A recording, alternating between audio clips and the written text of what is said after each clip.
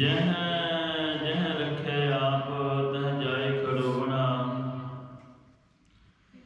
गुरमुख प्यारिओ, सतगुरां दे पावन फरमान ने जो आया सो चल सी। सब कोई आई वारी है, जिसके जीव रान है क्यों साहिब मनो विसारी है।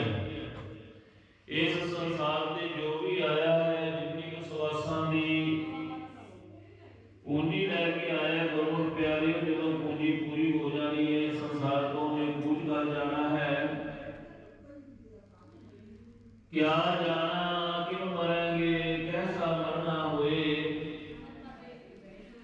जिन्ना समा सतगुरु जी बख्शिश करते ने गुरमुख प्यारिओ, उस समय दे विच ਵੱਧ ਤੋਂ ਵੱਧ ਜੇਕਰ ਆਪਾਂ ਨਾਮ ਜਪਿਆ ਹੋਵੇਗਾ ਤਾਂ ਆਪਾਂ ਆਉਣਾ ਜਿਹੜਾ ਹੈ ਇਸ ਸੰਸਾਰ ਦੇ ਵਿੱਚ ਸਫਲਾ ਹੋ ਜਾਵੇਗਾ। ਕਿਉਂਕਿ ਗੁਰਮੁਖ ਪਿਆਰਿਓ, ਗੋਬਿੰਦ ਮਿਲਣ ਕੀ ਇਹ ਤੇਰੀ ਬਰੀਆ। ਸਤਿਗੁਰਾਂ ਨੇ ਤੈਨੂੰ ਮਾਨਸ ਜਨਮ ਦਿੱਤਾ ਹੈ, ਇਹ ਸਮਾਂ ਦਿੱਤਾ ਹੈ ਆਪਣੇ 84 ਦੇ ਗੇੜ ਨੂੰ ਖਤਮ ਕਰਨ ਵਾਸਤੇ। ਇਸੇ ਸਮੇਂ ਦੇ ਵਿੱਚ ਤੂੰ 84 ਦੇ ਗੇੜ ਦੇ ਵਿੱਚੋਂ ਨਿਕਲ ਸਕਦਾ ਹੈ। ਜੇਕਰ ਇਹ ਵੀ ਸਮਾਂ ਗਵਾ ਲਿਆ ਨਾ ਵੇੜਾ ਬੰਦ ਨਾ ਸਕਿਓ ਬੰਧਨ ਕੀ ਵੇਲਾ। ਪਿਆਰਿਆ, ਆਪਣੇ ਵੇੜੇ ਨੂੰ ਸੰਭਾਲਣਾ ਕਰ, ਪਰ ਸਰਬਰ ਜਬ ਉਛਲੈ ਤਬ ਤਰਨ ਦੁਹੇਲਾ। ਜੇਕਰ ਇਹ ਸਮਾਂ ਤੇਰੇ ਕੋਲੋਂ ਬੀਤ ਗਿਆ ਨਾ, ਸਮਾਂ ਬੀਤ ਗਿਆ ਗੁਰਮੁਖ ਪਿਆਰਿਆ, ਫਿਰ ਸਮਾਂ ਤੈਨੂੰ ਪ੍ਰਾਪਤ ਨਹੀਂ ਜੇ ਹੋਣਾ। ਹੱਥ ਨਾ ਲਾਇਕ ਸੁੰਬੜੈ ਜਲ ਜਾਸੀ ਢੋਲਾ, ਇੱਕ ਆਪੀ ਨ ਪਤਲੀ ਸਹ ਕੇਰੇ ਬੋਲਾ। ਦੁੱਧਾ ਥਣੀ ਨਾ ਆਵੇ ਫਿਰ ਹੋਏ ਨਾ ਮੇਲਾ, ਕਹਿ ਫਰੀਦ ਸਹੇਲੀਓ ਸੋਹ ਲਾਏ ਸੀ। ਹੱਸ ਚਲਸੀ ਡੁੰਮਣਾ ਐ ਤਨ ਢੇਰੀ ਠੀਸੀ। ਗੁਰਮੁਖ ਪਿਆਰਿਓ, ਜਦੋਂ ਤੇਰੇ ਸਰੀਰ ਨੇ ਮਿੱਟੀ ਹੋ ਜਾਣਾ ਨਾ, ਫਿਰ ਤੂੰ ਕਰ ਵੀ ਕੁਛ ਨਹੀਂ ਸਕਦਾ ਤੇ ਤੇਰਾ ਕੀਤਾ ਹੋਇਆ ਪ੍ਰਵਾਨ ਵੀ ਕੁਛ ਨਹੀਂ ਹੋਣਾ। ਤੇਰੇ ਕੋਲ ਵੇਲਾ ਹੈ, ਵੇਲਾ ਸੰਭਾਲਣ ਦਾ ਸਮਾਂ ਵੀ ਤੇਰੇ ਕੋਲ ਹੈ, ਪਰ ਗੁਰਮੁਖ ਪਿਆਰਿਆ ਵੇਲੇ ਨੂੰ ਸੰਭਾਲਣਾ ਕਰ। ਵੇਲੇ ਨੂੰ ਸੰਭਾਲੇਗਾ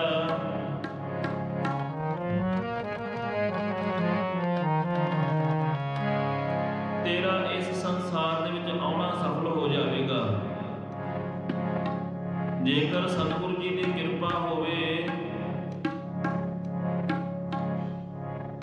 ਸਤਿਗੁਰੂ ਜੀ ਦਾ ਪਾਵਨ ਫਰਮਾਨ ਹੈ, ਜੋ ਦਿਨ ਆਵੈ ਸੋ ਦਿਨ ਜਾਹੀ, ਕਰਨਾ ਕੂਚ ਰਹਿਣ ਥਿਰ ਨਾਹੀ। ਕਿ ਜਿਹੜਾ ਦਿਨ ਚੜਿਆ ਹੈ ਇਹਨੇ ਬੀਤ ਜਾਣਾ ਹੈ। ਗੁਰਮੁਖ ਪਿਆਰਿਆ, ਜਿਹੜਾ ਸਮਾਂ ਤੇਰੇ ਕੋਲ ਹੈ, ਇਸੇ ਸਮੇਂ ਦੇ ਵਿੱਚ ਕਹਿਤ ਕਬੀਰ ਸੁਨੋ ਰੇ ਸੰਤੋ, ਖੇਤ ਹੀ ਕਰੋ ਨਬੇਰਾ। ਅਬ ਕੀ ਬਾਰ ਬਖਸ਼ ਬੰਦੇ ਕੋ ਬਹੁ ਨਾ ਭਵਜਲ ਫੇਰਾ। ਗੁਰਮੁਖ ਪਿਆਰਿਆ, ਇਹੀ ਤੇਰੇ ਕੋਲ ਸਮਾਂ ਹੈ। ਸਮੇਂ ਦੇ ਵਿੱਚ ਰਹਿ ਰਕੇ ਆਪਣੇ ਨਾਮ ਨੂੰ ਸਲਾਉਣਾ ਕਰ। ਕਹਿਤ ਕਬੀਰ ਸੁਣੋ ਰੇ ਸੰਤੋ, ਖੇਤ ਹੀ ਕਰੋ ਨਬੇਰਾ।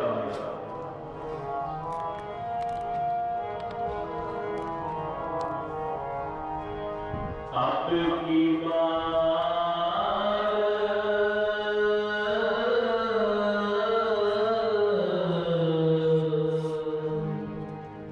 बख्श बंदे को,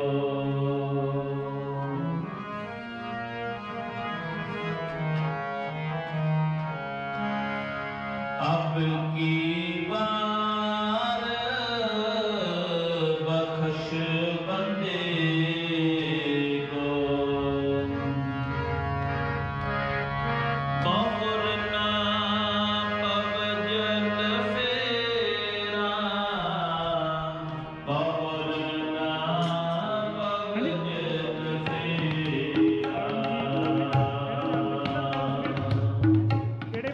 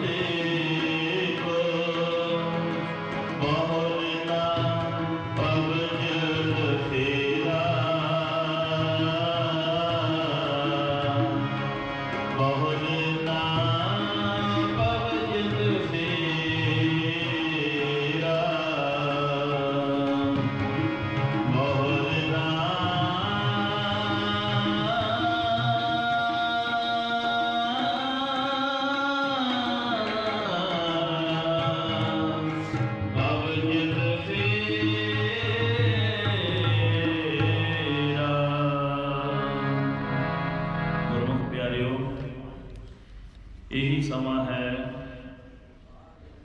ਜਿਹੜੇ ਸਮੇਂ ਦੇ ਵਿੱਚ ਆਪਾਂ ਸਤਿਗੁਰਾਂ ਤੋਂ 84 ਲੱਖ ਜੋਨਿ ਪਾਈ, ਮਾਨਸ ਕੋ ਪ੍ਰਭ ਦੀ ਵਡਿਆਈ। 84 ਦੇ ਗੇੜ ਦੇ ਵਿੱਚੋਂ ਆਪਾਂ ਨਿਕਲ ਸਕਦੇ ਹਾਂ। ਸਤਿਗੁਰੂ ਜੀ ਕਿਰਪਾ ਕਰਨਾ।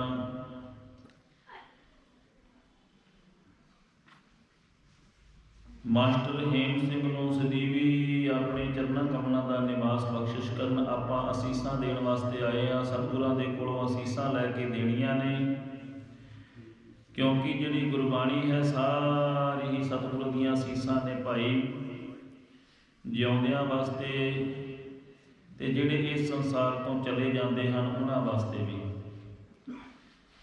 ਕਿਉਂਕਿ ਸਤਿਗੁਰੂ ਜੀ ਸਾਨੂੰ ਸਮਝਾਉਣਾ ਹੀ ਇਹ ਕਰਦੇ ਹਨ ਕਿ ਗੁਰਮੁਖ ਪਿਆਰਿਆ, ਜਿਵੇਂ ਤੂੰ ਆਇਆ ਹੈ, ਕਿਉਂ ਆਇਆ ਹੈ, ਕਿਹੜੀ ਗੱਲੋਂ ਆਇਆ ਹੈ, ਪ੍ਰਾਣੀ ਤੂੰ ਆਇਓ ਲਾਹਾ ਲੈਣ, ਲੱਗਾ ਕਿਤ ਪਫਕੜੇ ਸਭ ਮੁਕਤੀ ਚੱਲੀ ਰਹਿਣ। ਇਹ ਸਮਾਂ ਚੇਤਨਾ ਹੈ ਤੋ ਚੇਤ ਲੈ, ਨਿਸ ਦਿਨ ਮਹਿ ਪ੍ਰਾਨੀ, ਛਿਨ ਛਿਨ ਔਰ ਵਿਹੱਤ ਹੈ, ਬੂਟੇ ਘਟ ਜਿਉ ਪਾਨੀ।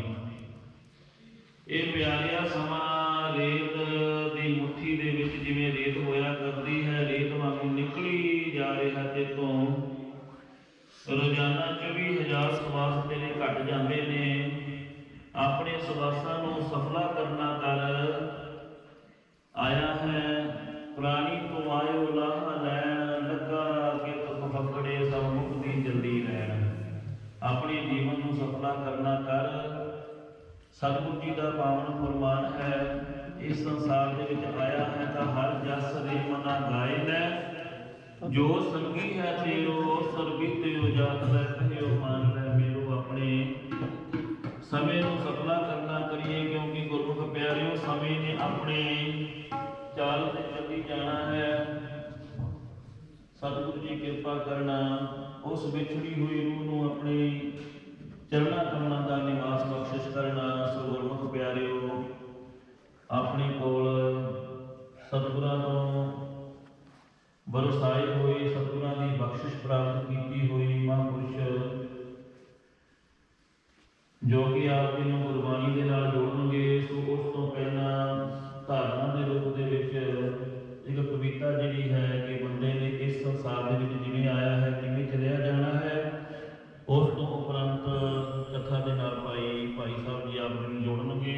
ਸੋ ਪਹਿਲਾਂ ਧਾਰਨਾ ਦੇ ਰੂਪ ਦੇ ਵਿੱਚ ਸਾਰਿਆਂ ਨੇ ਭਾਈ ਬੋਲਣਾ ਹੈ। ਸਤਿਗੁਰੂ ਜੀ ਕਿਰਪਾ ਕਰਨਗੇ।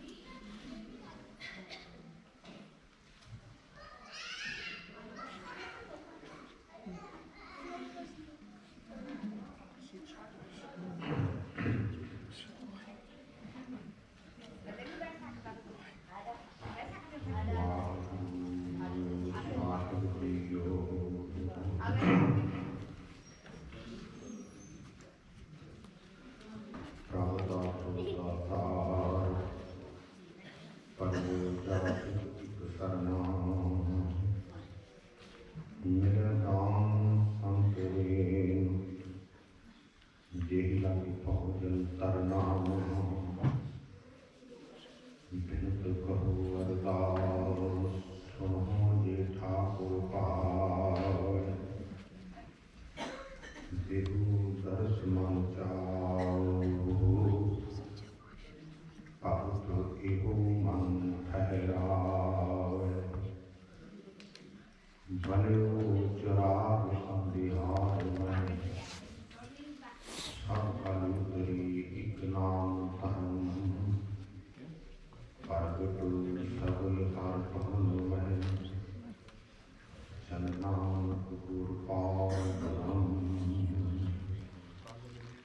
जीता जियो पिंड सब तेरा तू अंतुर जामी पुरख भगवान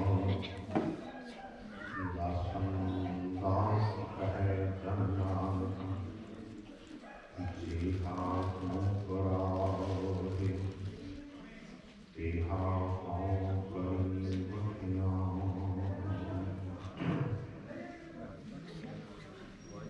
जुगो श्री गुरु सत्य पातशाह जी पावन पवित्र हजूरी अंदर मास्टर हेमचंद जी गुना जी अंतम अरदास लेके आप जो बैठे हाँ गुरु घर की एक परंपरा है, मर्यादा है कि जब कोई व्यक्ति संसार में चलिया जाता है तो उसके दशहरे से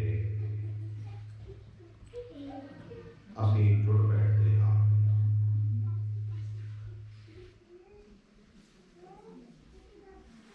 ते कथा कीर्तन गुरमत विचारां का असी एक प्रवाह चलाते हाँ। इनका मतलब होता है, इनका एक प्रयोजन होता है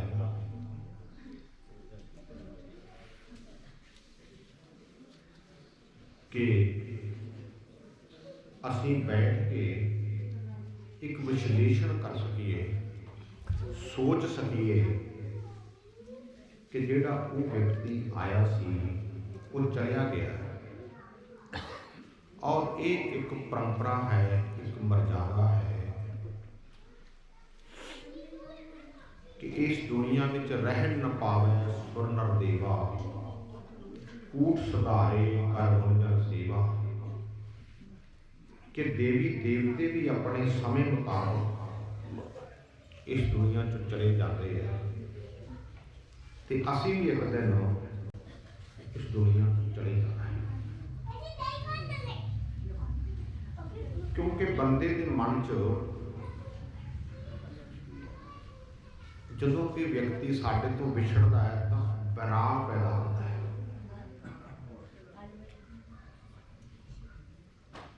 ते ध्यान रखना जिन्ना चिर बंदे के मन के विच वैराग नहीं हुंदा उन्ना चिर बंदे के मन के उपर माया का प्रभाव होता है ते जिन्ना चिर माया का प्रभाव होता है उन्ना चिर बंदा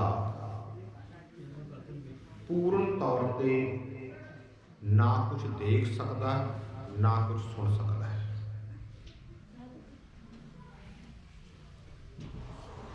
क्योंकि आदमी की दृष्टि नूं जिस तरह की व्यक्ति की दृष्टि हुंदी है उस तरह की सृष्टि दिखाई देती है। इनू विद्वानां ने दृष्टि सृष्टिवाद आख्या। बंदे के मन के उपर जिस चीज़ का प्रभाव होवे दुनिया में भी वही प्रभाव दिखाई देता है। कृष्ण जी ने किते एक तजर्बा लैण वास्ते युधिष्ठिर ने पूछा महाराज दुनिया ਭਲਾ ਕੌਣ ਤੇ ਬੁਰਾ ਕੌਣ ਹੈ। ਤਾਂ ਕ੍ਰਿਸ਼ਨ ਜੀ ਨੇ ਇੱਕ ਦਿਨ ਦੁਰਯੋਧਨ ਨੂੰ ਤੇ ਯੁਧਿਸ਼ਟਰ ਨੂੰ ਦੋਵਾਂ ਨੂੰ ਕੋਲੇ ਬੁਲਾ ਕੇ ਯੁਧਿਸ਼ਟਰ ਨੂੰ ਕਿਹਾ ਵੀ ਜਾ ਯੁਧਿਸ਼ਟਰ ਤੂੰ ਰਥ ਲੈ ਜਾ, ਸਾਰੇ ਸ਼ਹਿਰ ਦੇ ਵਿੱਚੋਂ ਬੁਰਾ ਬੰਦਾ ਲੱਭ ਕੇ ਲਿਆ, ਮਾੜਾ ਬੰਦਾ ਲੱਭ ਕੇ ਲਿਆ। ਦੁਰਯੋਧਨ ਨੂੰ ਰਥ ਦੇ ਦਿੱਤਾ। ਦੁਰਯੋਧਨ ਤੂੰ ਸਾਰੇ ਸ਼ਹਿਰ ਵਿੱਚੋਂ ਕੋਈ ਚੰਗਾ ਬੰਦਾ ਲੱਭ ਕੇ ਲਿਆ। ਸ਼ਾਮ ਤੱਕ ਦੋਵੇਂ ਵਾਪਸ ਆ ਗਏ ਖਾਲੀ। ਯੁਧਿਸ਼ਟਰ ਨੇ ਆਖਿਆ, ਕਹਿਣ ਲੱਗਾ ਭਗਵਾਨ ਦੁਨੀਆ 'ਚ ਬੁਰਾ ਬੰਦਾ ਹੀ ਕੋਈ ਨਹੀਂ ਹੈ। ਦੁਰਯੋਧਨ ਨੂੰ ਪੁੱਛਿਆ, ਦੁਰਯੋਧਨ ਕਹਿੰਦਾ ਭਗਵਾਨ ਦੁਨੀਆ 'ਚ ਚੰਗਾ ਬੰਦਾ ਹੀ ਕੋਈ ਨਹੀਂ ਹੈ। ਭਾਈ ਗੁਰਦਾਸ ਜੀ ਆਪਣੀਆਂ ਵਾਰਾਂ ਵਿੱਚ ਇਸ ਸਾਖੀ ਨੂੰ, ਇਸ ਘਟਨਾ ਨੂੰ ਬਿਆਨ ਕਰਦੇ ਹਨ। ਆਪ ਭਲਾ ਸਭ ਜਗ ਭਲਾ, ਭਲਾ ਭਲੇ ਕਰ ਦੇਖੈ, ਆਪ ਬੁਰਾ ਸਭ ਜਗ ਬੁਰਾ, ਬੁਰਾ ਬੁਰੇ ਨੂੰ ਵੇਖੈ, ਭਲਾ ਨਾ ਕੋਈ ਦੁਰਯੋਧਨੇ, ਦੁਰਯੋਧਨ ਕੋਈ ਬੁਰਾ ਨਾ ਦੇਖੈ। ਦੁਰਯੋਧਨ ਦੀ ਦ੍ਰਿਸ਼ਟੀ ਵਿੱਚ ਕੋਈ ਭਲਾ ਪੁਰਸ਼ ਨਹੀਂ ਹੈ, ਸਭ ਬੇਈਮਾਨ ਹੈ। ਯੁਧਿਸ਼ਟਰ ਆਪ ਚੰਗਾ, ਉਹਦੀ ਦ੍ਰਿਸ਼ਟੀ 'ਚ ਕੋਈ ਬੁਰਾ ਹੀ ਨਹੀਂ ਹੈ, ਸਭ ਚੰਗੇ ਹੈ। ਆਪ ਭਲਾ ਸਭ ਜਗ ਭਲਾ। ਇਸ ਕਰਕੇ ਜਦੋਂ ਸਾਡੇ ਉੱਪਰ ਮਾਇਆ ਦਾ ਪ੍ਰਭਾਵ ਹੋਵੇ, ਸਾਡੀ ਮਾਨਸਿਕ ਬਿਰਤੀ ਦੇ ਅੰਦਰ ਮਾਇਆ ਦਾ ਪ੍ਰਭਾਵ ਹੋਵੇ, ਤਾਂ ਸਾਨੂੰ ਜਿੱਥੇ ਵੀ ਕੋਈ ਦਿਖਾਈ ਦੇਵੇ ਉੱਥੇ ਲਾਲਚ ਦਿਖਾਈ ਦੇਵੇਗਾ, ਸਾਡਾ ਨਿੱਜੀ ਸਵਾਰਥ ਦਿਖਾਈ ਦੇਵੇਗਾ। ਜੋ ਕੁਛ ਅਸੀਂ ਸੁਣਾਂਗੇ ਉਹ ਸੁਣਾਂਗੇ ਜੋ ਸਾਡੇ ਭਲੇ ਦਾ ਹੋਵੇਗਾ, ਜੋ ਸਾਡੇ ਬੁਰੇ ਦਾ ਹੋਵੇਗਾ ਸੁਣਦੇ ਨਹੀਂ ਅਸੀਂ। ਜਦੋਂ ਕੋਈ ਵਿਅਕਤੀ ਦੁਨੀਆ 'ਚ ਮਰ ਜਾਂਦਾ ਹੈ, ਅਸੀਂ ਉਹਦੇ ਸੰਸਕਾਰ 'ਤੇ ਜਾਂਦੇ ਹਾਂ, ਉਹਦੇ ਭੋਗ 'ਤੇ ਆਉਣੇ ਹੈ। ਕੁਝ ਸਮੇਂ ਵਾਸਤੇ ਸਾਡੇ ਤੋਂ ਮਾਇਆ ਦਾ ਪ੍ਰਭਾਵ ਉਤਰ ਜਾਂਦਾ ਹੈ। ਸਾਡੀ ਦ੍ਰਿਸ਼ਟੀ ਵਿੱਚ, ਸਾਡੀ ਸੋਚ ਵਿੱਚ ਇਹ ਆਉਂਦਾ ਹੈ ਕਿ ਉਹ ਤਾਂ ਚਲਿਆ ਗਿਆ, ਆਪਾਂ ਵੀ ਚਲੇ ਜਾਣਾ ਹੈ। ਜਦੋਂ ਇਹ ਸੋਚ ਆਵੇ ਕਿ ਉਹ ਚਲਿਆ ਗਿਆ, ਆਪਾਂ ਵੀ ਚਲੇ ਜਾਣਾ ਹੈ, ਉਦੋਂ ਤੁਸੀਂ ਸੱਚ ਨੂੰ ਵੇਖ ਰਹੇ ਹੋ, ਹਕੀਕਤ ਦੇ ਬਹੁਤ ਨੇੜੇ ਆ ਗਏ। ਉਦੋਂ ਜਿਹੜੀ ਗੱਲ ਅਸੀਂ ਸੁਣ ਸਕੀਏ, ਉਹ ਗੱਲ ਸਾਡੇ ਮਨ ਤੇ ਪ੍ਰਭਾਵ ਰੱਖਦੀ ਹੈ। ਵਰਨਾ ਦੁਨੀਆ ਤੇ ਕਥਾ ਬਹੁਤ ਹੋ ਰਹੀ ਹੈ। ਦੁਨੀਆ ਦੇ 30 ਚੈਨਲ ਜੇ ਤੁਹਾਡੇ ਟੀਵੀ ਤੇ ਚੱਲਦੇ ਤਾਂ ਸਵੇਰੇ ਲਾਓ 32 ਬੰਦੇ ਕਥਾ ਕਰਦੇ ਲੱਗ ਜਾਂਦੇ।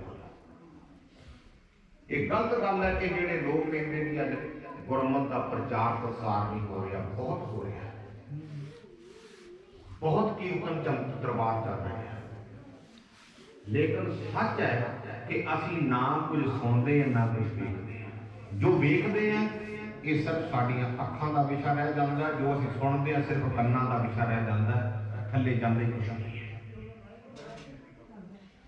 ਗੁਰਮਤਿ ਨੇ ਇਹ, ਗੁਰਮਤਿ ਦੇ ਸਾਡੇ ਬਜ਼ੁਰਗਾਂ ਨੇ, ਸਾਡੇ ਗੁਰੂ ਸਾਹਿਬਾਨਾਂ ਨੇ ਪਰੰਪਰਾ ਬਣਾਈ ਕਿ ਜਦੋਂ ਤੁਸੀਂ ਭੋਗ ਤੇ ਇਕੱਠੇ ਹੁੰਦੇ ਆ ਤਾਂ ਉਦੋਂ ਮਨ ਦੇ ਉੱਪਰ ਕੁਝ ਪ੍ਰਭਾਵ ਹੁੰਦਾ ਗਰਾਰ ਦਾ ਕਿ ਆਪਾਂ ਵੀ ਮਰ ਜਾਣਾ ਹੈ, ਆਪਾਂ ਵੀ ਚਲੇ ਜਾਣਾ ਹੈ, ਇੱਕ ਦਿਨ ਮੇਰਾ ਵੀ ਇਹ ਭੋਗ ਹੋਊਗਾ, ਕੌਣ ਕੌਣ ਆਊਗਾ, ਕੀ ਕੀ ਹੋਊਗਾ।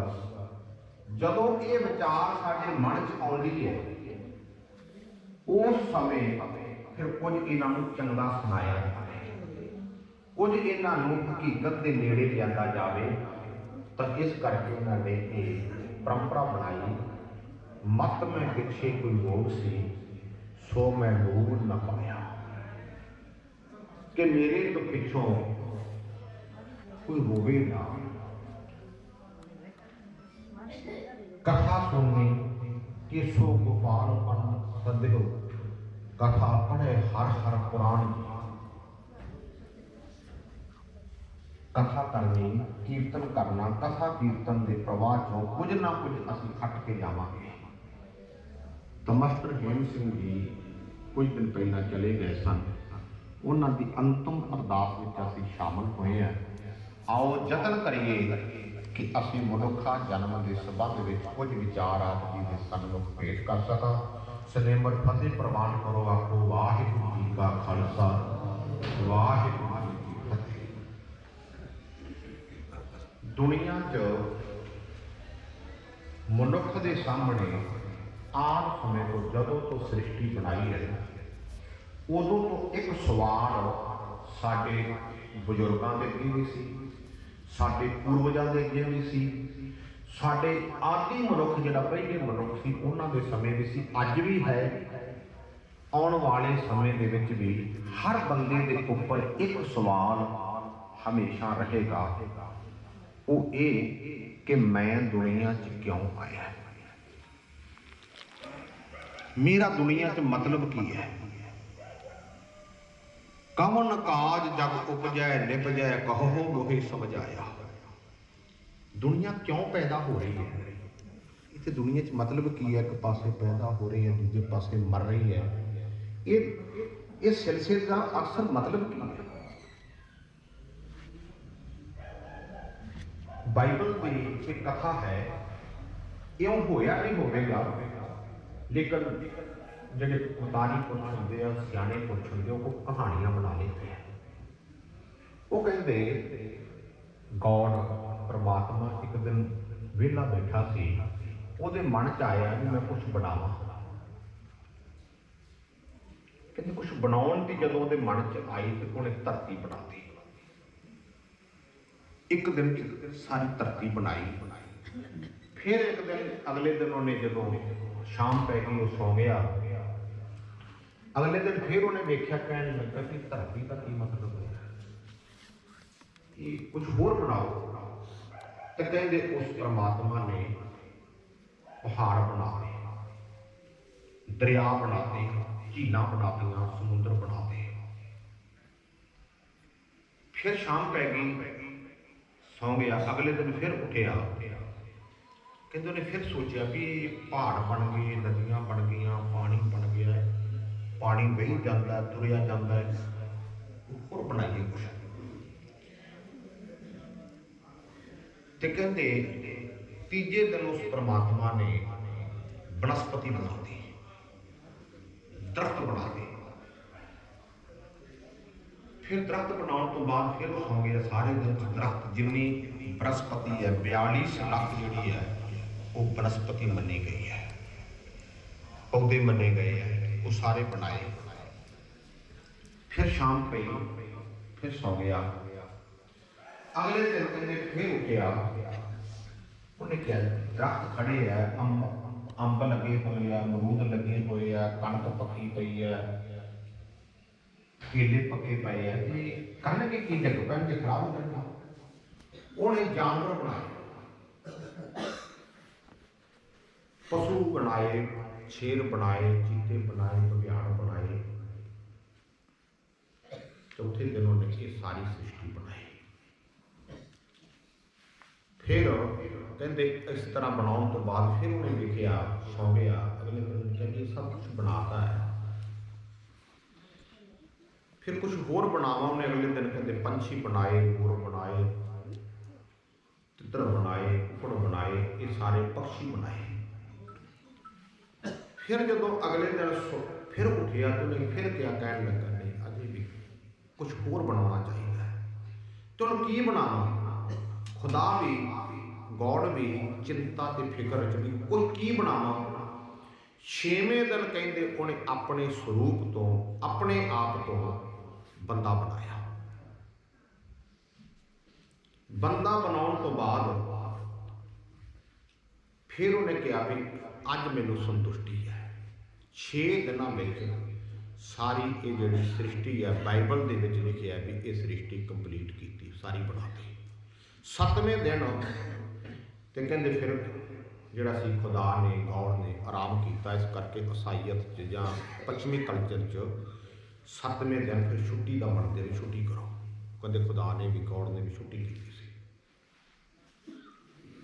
ਹੁਣ ਜੇ ਅਸੀਂ ਸੋਚੀਏ ਵੀ ਪਰਮੇਸ਼ਰ ਪਰਮਾਤਮਾ ਨੇ ਇੰਨਾ ਕੁਛ ਬਣਾਇਆ ਹੈ, ਜੇ ਇਸ ਸ੍ਰਿਸ਼ਟੀ 'ਚੋਂ ਬੰਦੇ ਨੂੰ ਮਨਫੀ ਕਰ ਦਿਓ, ਕੱਢ ਦਿਓ, ਤੇ ਕਦੇ ਸੋਚਣਾ ਵੀ ਦੁਨੀਆ ਦਾ ਮਤਲਬ ਕੀ ਹੈ।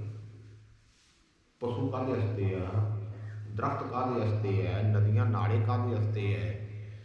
ਜੋ ਕੁਛ ਵੀ ਦੁਨੀਆ 'ਚ ਬਣਾਇਆ ਹੈ ਉਹ ਸਾਰੇ ਦਾ ਸਾਰਾ ਮਨੁੱਖ ਵਾਸਤੇ ਹੈ। ਫਸਲ ਮਨੁੱਖ ਵਾਸਤੇ ਹੈ, ਫਰੂਟ ਬੰਦੇ ਵਾਸਤੇ ਹੈ, ਘੋੜਾ ਸਵਾਰੀ ਵਾਸਤੇ ਹੈ, ਮਈਆਂ ਪਸ਼ੂ ਜਿਹੜੇ ਆ ਉਹ ਦੁੱਧ ਵਾਸਤੇ ਹੈ, ਕੁੱਤਾ ਰਾਖੀ ਵਾਸਤੇ, ਹਰ ਚੀਜ਼ ਬੰਦੇ ਵਾਸਤੇ ਹੈ। ਤੇ ਹੁਣ ਵੱਡਾ ਸਵਾਲ ਇਹ ਪੈਦਾ ਹੁੰਦਾ ਵੀ ਜੇ ਸਾਰੀ ਕਾਇਨਾਤ ਜਿਹੜੀ ਬੰਦੇ ਵਾਸਤੇ ਹੈ ਤੇ ਫਿਰ ਬੰਦਾ ਕਾਹਦੇ ਵਾਸਤੇ ਹੈ? ਅਕਸਰ ਜੇ ਸਾਰੀ ਸ੍ਰਿਸ਼ਟੀ ਕਿਸੇ ਮਤਲਬ ਵਾਸਤੇ ਬਣਾਈ ਹੈ ਤੇ ਫਿਰ ਅਕਸਰ ਤਾਂ ਜੇ ਸਾਰੀ ਸ੍ਰਿਸ਼ਟੀ ਕਿਸੇ ਮਤਲਬ ਵਾਸਤੇ ਹੈ ਤੇ ਬੰਦਾ ਵੀ ਕਿਸੇ ਮਤਲਬ ਵਾਸਤੇ ਹੋਵੇਗਾ। ਬੰਦਾ ਤਾਂ ਐਵੇਂ ਕਿ ਨਹੀਂ ਬਣਾਤਾ। ਤੇ ਫਿਰ ਇਹ ਵੇਖੋ ਸਾਰੀ ਸ੍ਰਿਸ਼ਟੀ ਬੰਦੇ ਵਾਸਤੇ ਹੈ ਤੇ ਬੰਦੇ ਦੇ ਦੁਆਲੇ ਘੁੰਮ ਰਹੀ ਹੈ ਤੇ ਸਾਰੀ ਸ੍ਰਿਸ਼ਟੀ ਨੂੰ ਬੰਦਾ ਭੋਗ ਰਿਹਾ, ਵਰਤ ਰਿਹਾ, ਜਿਹਨੂੰ ਸਤਿਗੁਰੂ ਮਹਾਰਾਜ ਜੀ ਗੁਰਬਾਣੀ 'ਚ ਕਹਿੰਦੇ, ਇਸ ਧਰਤੀ ਮੈਂ ਤੇਰੀ ਸਿਕਦਾਰੀ, ਅਵਰ ਜੋਨ ਤੇਰੀ ਪਨਹਾਰੀ। ਬਾਕੀ ਜੋ ਵੀ ਚੀਜ਼ ਦੁਨੀਆ ਤੇ ਬਣੀ ਹੈ ਉਹ ਬੰਦੇ ਲਈ ਕੁਛ ਨਾ ਕੁਛ ਕਰ ਰਹੀ ਹੈ। ਜੇ ਬੰਦੇ ਲਈ ਉਹ ਸਭ ਕੁਛ ਕਰ ਰਹੀ ਹੈ, ਬੰਦੇ ਦੀ ਵੀ ਇੱਕ ਡਿਊਟੀ ਹੈ। ਬੰਦਾ ਜੇ ਧਰਤੀ ਦਾ ਬਾਦਸ਼ਾਹ ਹੈ, ਜੇ ਅਸੀਂ ਮੰਨਦੇ ਹਾਂ ਕਿ ਇਹ ਸਾਰੀ 84 ਲੱਖ ਜੂਨ ਦਾ ਬੰਦਾ ਬਾਦਸ਼ਾਹ ਹੈ, ਇਸ ਧਰਤੀ ਮੈਂ ਤੇਰੀ ਸਿਕਦਾਰੀ, ਸਿਕਦਾਰੀ ਦਾ ਅਰਥ ਹੈ ਬਾਦਸ਼ਾਹੀ, ਇਸ ਧਰਤੀ ਤੇ ਤੇਰੀ ਬਾਦਸ਼ਾਹੀ ਹੈ, ਤਾਂ ਖਿਆਲ ਰੱਖ ਬਾਦਸ਼ਾਹਾਂ ਦੇ ਜਿਹੜੇ ਫਰਜ਼ ਆ ਉਹ ਪਰਜਾ ਵਾਲੇ ਨਹੀਂ ਹੁੰਦੇ। ਇੱਕ ਆਮ ਜਿਹੜਾ ਆਦਮੀ ਨਾਗਰਿਕ ਹੈ ਉਹਦੇ ਨਾਲੋਂ ਸਰਪੰਚ ਦੀ ਜ਼ਿੰਮੇਵਾਰੀ ਵੱਡੀ ਹੋ ਜਾਂਦੀ ਹੈ। ਸਰਪੰਚ ਨਾਲੋਂ ਜਿਹੜਾ ਹਲਕੇ ਦਾ ਤੁਹਾਡਾ ਇੰਚਾਰਜ ਹੈ, MLA MP ਆ, ਉਹਦੀ ਜ਼ਿੰਮੇਵਾਰੀ ਵੱਡੀ ਹੋ ਜਾਂਦੀ ਹੈ। ਉਹਦੇ ਨਾਲੋਂ ਜਿਹੜਾ ਸੂਬੇ ਦਾ, ਸਟੇਟ ਦਾ ਤੁਹਾਡਾ ਚੀਫ ਹੈ, ਮੁਖੀ ਹੈ, ਮੁੱਖ ਮੰਤਰੀ ਹੈ, ਉਹਦੀ ਜ਼ਿੰਮੇਵਾਰੀ ਉਹਦੇ ਨਾਲੋਂ ਵੱਡੀ ਹੁੰਦੀ ਹੈ। ਜਿਹੜਾ ਦੇਸ਼ ਦਾ ਪ੍ਰਧਾਨ ਮੰਤਰੀ ਹੈ ਉਹਦੀ ਜ਼ਿੰਮੇਵਾਰੀ ਉਹਦੇ ਨਾਲੋਂ ਵੱਡੀ ਹੁੰਦੀ ਹੈ। ਜੇ ਸਮਝੇ ਤਾਂ, ਜੇ ਨਾ ਸਮਝੇ ਤਾਂ ਉਹ ਦੂਜੀ ਗੱਲ। ਅੱਜ ਨਹੀਂ ਸਮਝ ਰਹੇ ਸਾਡੇ ਮੁੱਖ ਮੰਤਰੀ, ਪ੍ਰਧਾਨ ਮੰਤਰੀ, ਕੋਈ ਨਹੀਂ ਸਮਝ ਰਹੇ। ਜੇ ਇਸੇ ਤਰ੍ਹਾਂ ਸਾਰੀ 84 ਲੱਖ ਦੁਨੀਆ ਦੀ ਜਿਹੜੀ ਜ਼ਿੰਮੇਵਾਰੀ ਹੈ ਉਹਦੀ ਸਰਦਾਰੀ ਬੰਦਾ ਕਰਦਾ ਹੈ ਤੇ ਬੰਦੇ ਦੀ ਜ਼ਿੰਮੇਵਾਰੀ ਵੀ ਉਹਦੇ ਨਾਲੋਂ ਵੱਡੀ ਹੈ। ਇਹ ਸਵਾਲ ਬੰਦਾ ਦੁਨੀਆ 'ਚ ਕਿਉਂ ਆਇਆ, ਮੈਂ ਦੁਨੀਆ 'ਚ ਕਿਉਂ ਆਇਆ, ਇਹ ਸਵਾਲ ਆਦਿ ਸਮੇਂ ਤੋਂ, ਜਦੋਂ ਤੋਂ ਬੰਦਾ ਬਣਿਆ ਨਾ, ਉਦੋਂ ਤੋਂ ਇਹ ਸਵਾਲ ਚੱਲਦਾ ਹੈ। ਤੇ ਕਿਸੇ ਦੁਨੀਆ ਦਾ ਕੋਈ ਧਾਰਮਿਕ ਗ੍ਰੰਥ ਕੱਢ ਕੇ ਵੇਖ ਲਓ, ਉਹਦੇ 'ਚ ਸਵਾਲ ਜ਼ਰੂਰ ਮਿਲ ਜੂਗਾ ਕਿ ਬੰਦਾ ਦੁਨੀਆ 'ਚ ਕਿਉਂ ਆਇਆ। ਸਭ ਨੇ ਦੁਨੀਆ ਦੇ ਅੱਗੇ ਜਿਹੜੇ ਵੀ ਅਵਤਾਰੀ ਪੁਰਸ਼ ਆਏ, ਉਹਨਾਂ ਅੱਗੇ ਮਨੁੱਖਤਾ ਨੇ ਇਹ ਸਵਾਲ ਕੀਤਾ ਹੈ ਕਿ ਮਹਾਰਾਜ ਦੱਸੋ ਮੈਂ ਦੁਨੀਆ 'ਚ ਕਿਉਂ ਆਇਆ। ਤੇ ਪੰਜਵੇਂ ਪਾਤਸ਼ਾਹ ਮਹਾਰਾਜ ਦੇ ਅੱਗੇ ਵੀ ਇਹ ਸਵਾਲ ਸਿੱਖਾਂ ਨੇ ਕੀਤਾ, ਮਹਾਰਾਜ ਕਿਰਪਾ ਕਰਕੇ ਦੱਸੋ ਅਸੀਂ ਦੁਨੀਆ 'ਚ ਕਿਉਂ ਆਏ ਹਾਂ, ਸਾਡਾ ਦੁਨੀਆ 'ਚ ਆਉਣ ਦਾ ਮਤਲਬ ਕੀ ਹੈ।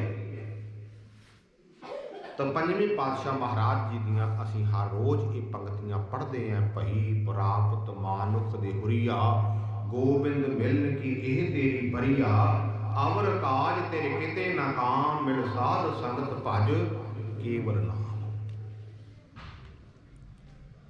ਮਹਾਰਾਜ ਕਹਿੰਦੇ ਐ ਬੰਦੇ, ਐ ਮਨੁੱਖ, ਤੇਰਾ ਦੁਨੀਆ 'ਚ ਕੰਮ ਇਹ ਹੈ ਕਿ ਤੂੰ ਰੱਬ ਨੂੰ ਮਿਲਣ ਵਾਸਤੇ ਆਇਆ।